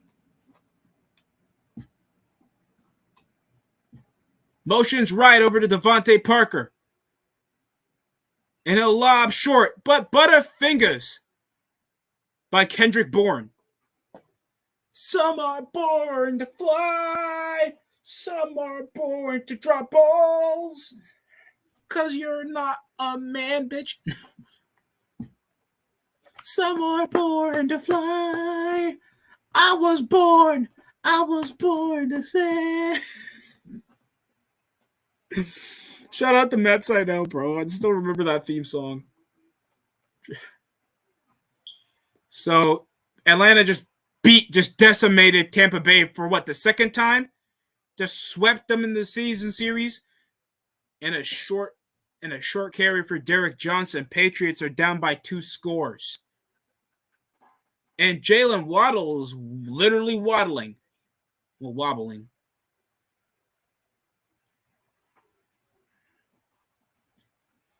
Wrapping him around the jersey. Oh, boy. Already, Tyreek Hill's already struggling to even stand.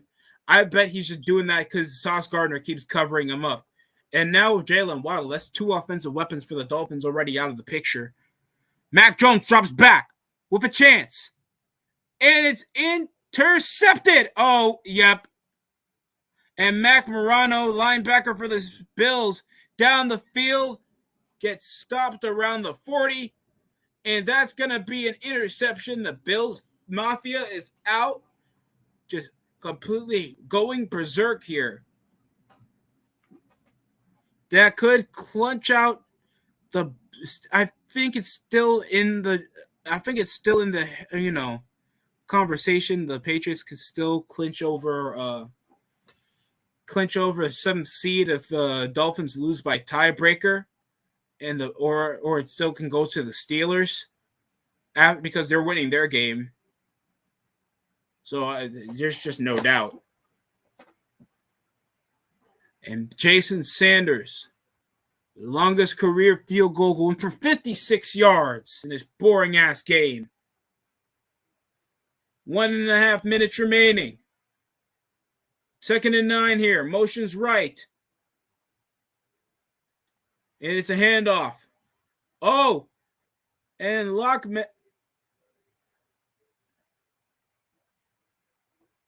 What a gain over Ahmed with a 8-yard carry over the run, and final timeout when there's only a minute to spare. Jets, I don't get your. I know you want to stop the time so they don't kill it, but Jesus. And Davis Mills gets another good grab over to Brandon Cooks for another over 30-yard bomb. What the hell is going on? How come the worst teams playing in the NFL are having the best game of the week? What's going on here? What's going on? Look at Brandon Cooks. What a grab. 10 toes down. Oh, my God. Oh, my God. What a grab. Drops back. Deshaun Watson patiently in the pocket, and he'll throw it.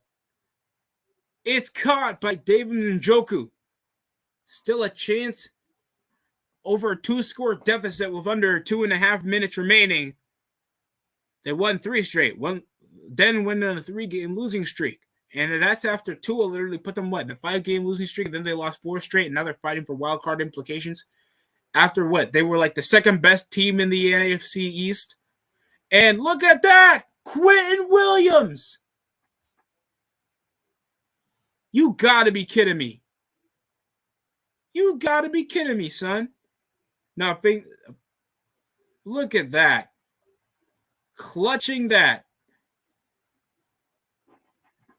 Ralph, my leg. Waddle, shut up. I'm literally injured.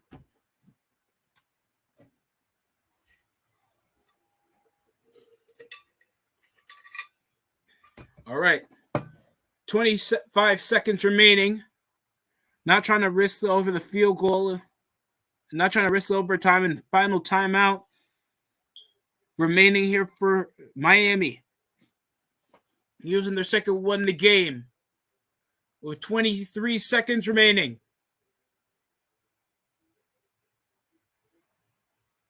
Back to Houston after that amazing grab by Brandon Cooks with only 1:19 remaining in the Tank Bowl. Davis Mills probably doesn't want the first round pick anyway. Touchdown! It's incomplete. I saw most of his bot. Hell nah. 1, 2. It's caught. That's a touchdown. He barely caught the ball. Oh man. What a play though. With only 23 seconds off a 50-yard field goal, it's good. Miami with 18 seconds to spare. And the Jets will get the football back after the 50-yard field goal by Parker. It's going to go for the 3-point lead. But can the Jets come back? With Super Bowl MVP Joe Flacco? DST, you know he won that Super Bowl MVP when you were probably still in, a freshman? Yeah. I believe in him, though. I believe in him. Drops back. And Deshaun Watson, another grab over to David Njoku, trying to fight for that first down line. And he'll be stopped short off 3rd and 6. First down. I'll make a Fitzpatrick. Oh, damn. I need to do more drills.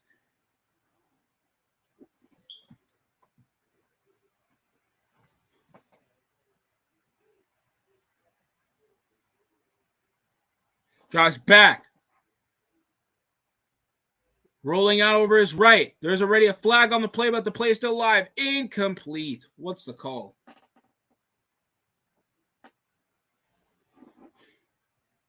Drops back. Josh Allen.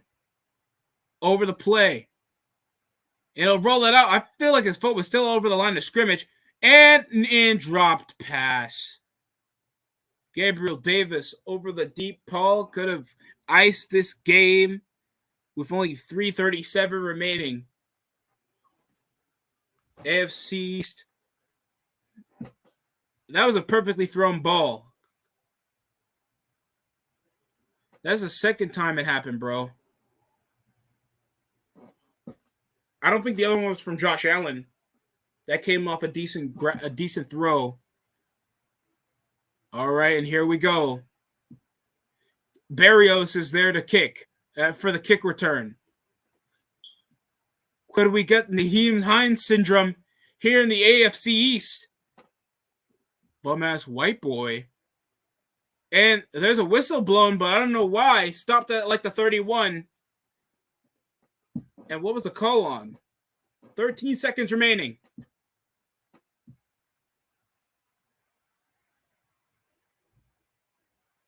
What? Did he fielded it? He caught it at the end zone, ref. Well, whatever. Houston, 4th and 20 over the callback. 58 seconds. If it's turned over by downs, it's over. Davis Mills lets it fly down the end zone. It's caught! Are you kidding me? Houston Texans touchdown. Geno Atkins with only 50 seconds remaining. comes back over a 2-score lead with 2 straight touchdown passes. Are you kidding me? And Campbell was close to picking that off. Whoa, what a game between the Texans and Colts. Too bad it's not for playoffs. Xavier Howard comes off the clutch stop over Garrett Wilson, and it's incomplete. 3rd and 10 here with only 5 seconds. They got to Hail Mary it, guys. They got to.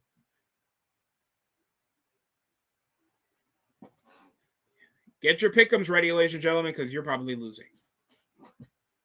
What the hell are they doing? They're doing a hurdle play when they're that far from the end zone? What are they doing? They're doing hurdle plays, and they're near the back of their end zone. What are they doing, bro? And it got turned over by Miami to the end zone. The Texans just took the lead off a 2-point convert. And the dumbass Jets go. Screw the Jets, ladies and gentlemen. Screw the Jets. I have never seen a team that came over from a promising division fighting the most mediocre football game I've ever seen.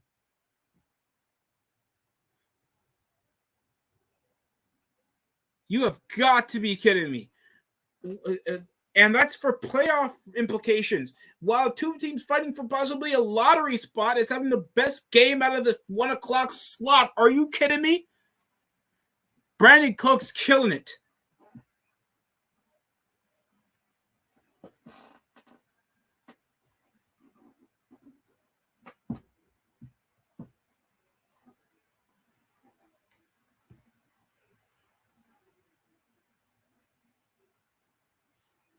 With only 50 seconds, Colts can still come back by at least a field goal, while New England, back with the possession with only 2.5 remaining here in the game, drops back over the pocket. Let's it short. Are you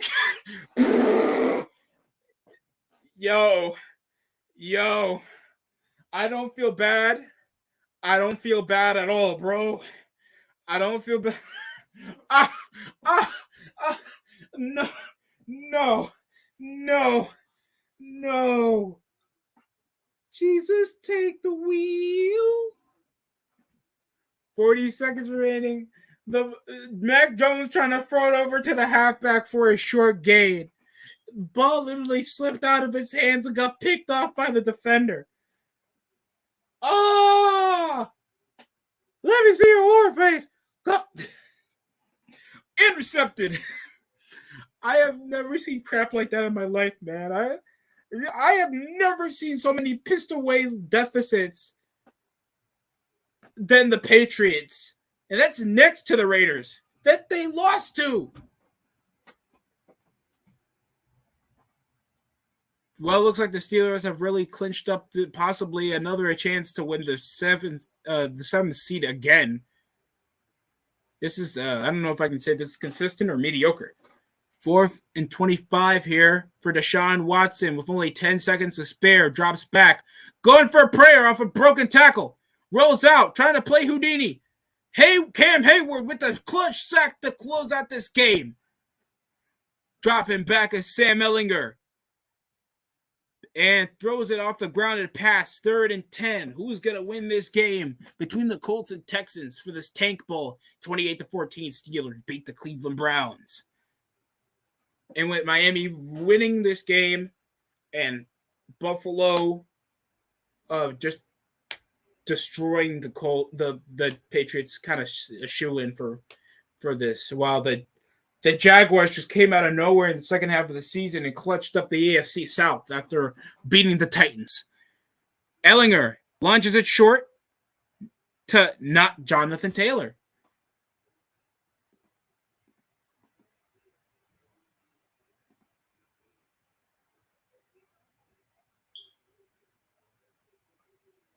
And that's Deion Jackson's second reception. 1st and 10 here.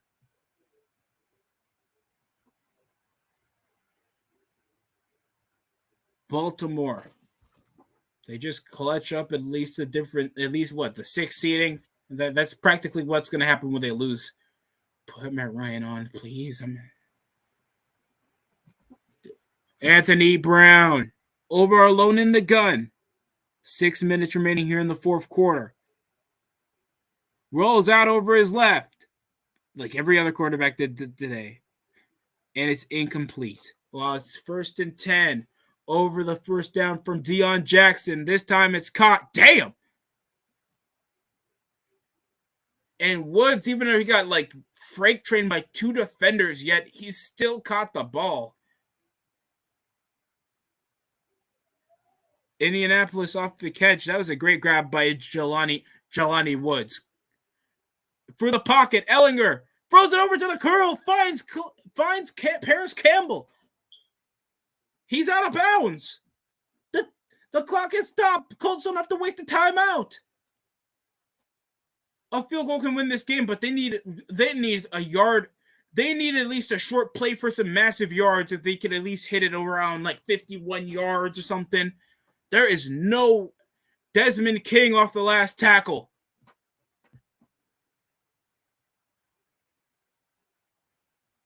If Paris Campbell stopped out of bounds after the hit?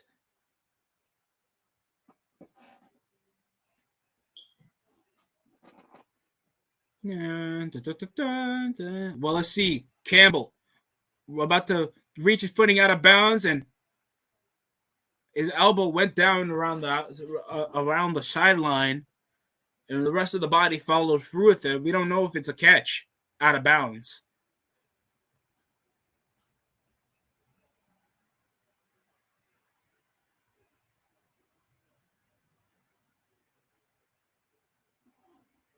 Well, the Bills in victory formation. This game is already game, set, and match with only 1.5 remaining.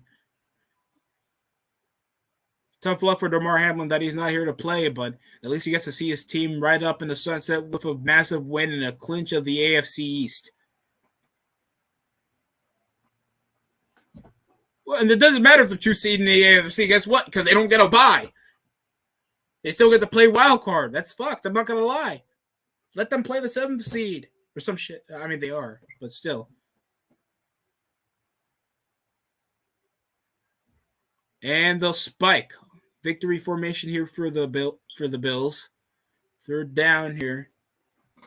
Guys, just run the ball and kill the clock and then go victory formation. You only got like 1 minute, of course. Dexter McCourty played wonderful football. Matthew Judon, Jacoby Myers, running back is the goddamn problem. And the game planning for the Patriots. Just such potential on this team, and yet they screwed it up to make the playoffs again. 8 seconds. Play is called back. 1st down over the review. Ellinger launches it short, overthrown with only 2 seconds. Over to Deion Jackson. 2nd and 10. Ladder respect here. Bills clutch up their win with the 2nd seed win to clinch 2nd best in the AFC. And just a tragic loss for the New England Patriots. Unless you're a Tom Brady fan or a Bill Belichick hater.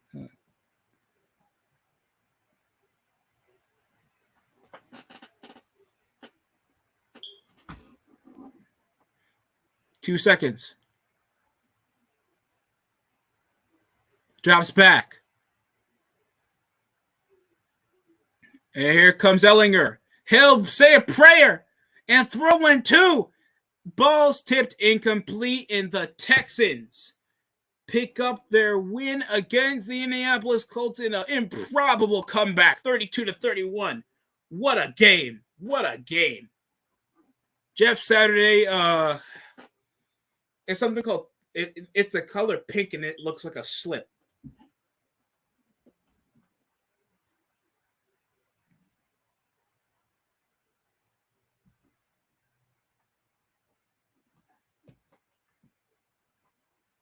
Well, Cincinnati's back against Baltimore with only 4 remaining here in the game. This is possibly over anyway, and they'll just hand it off.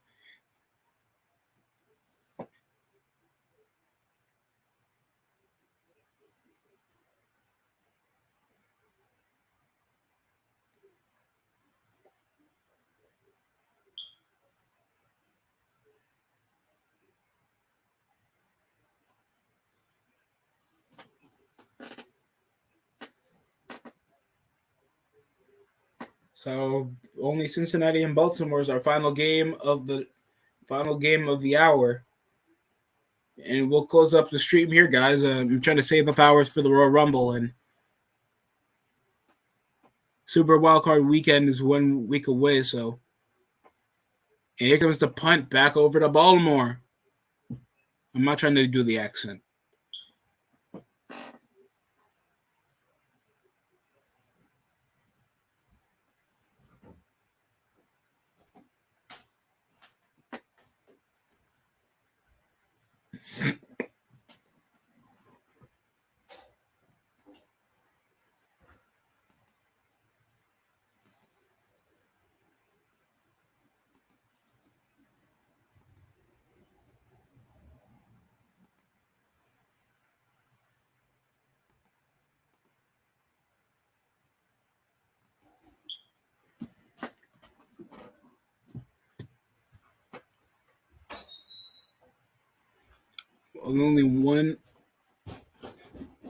Only 3 minutes remaining here in the game, and possibly another takeaway here could close it out. I think Anthony Brown already has 2 interceptions.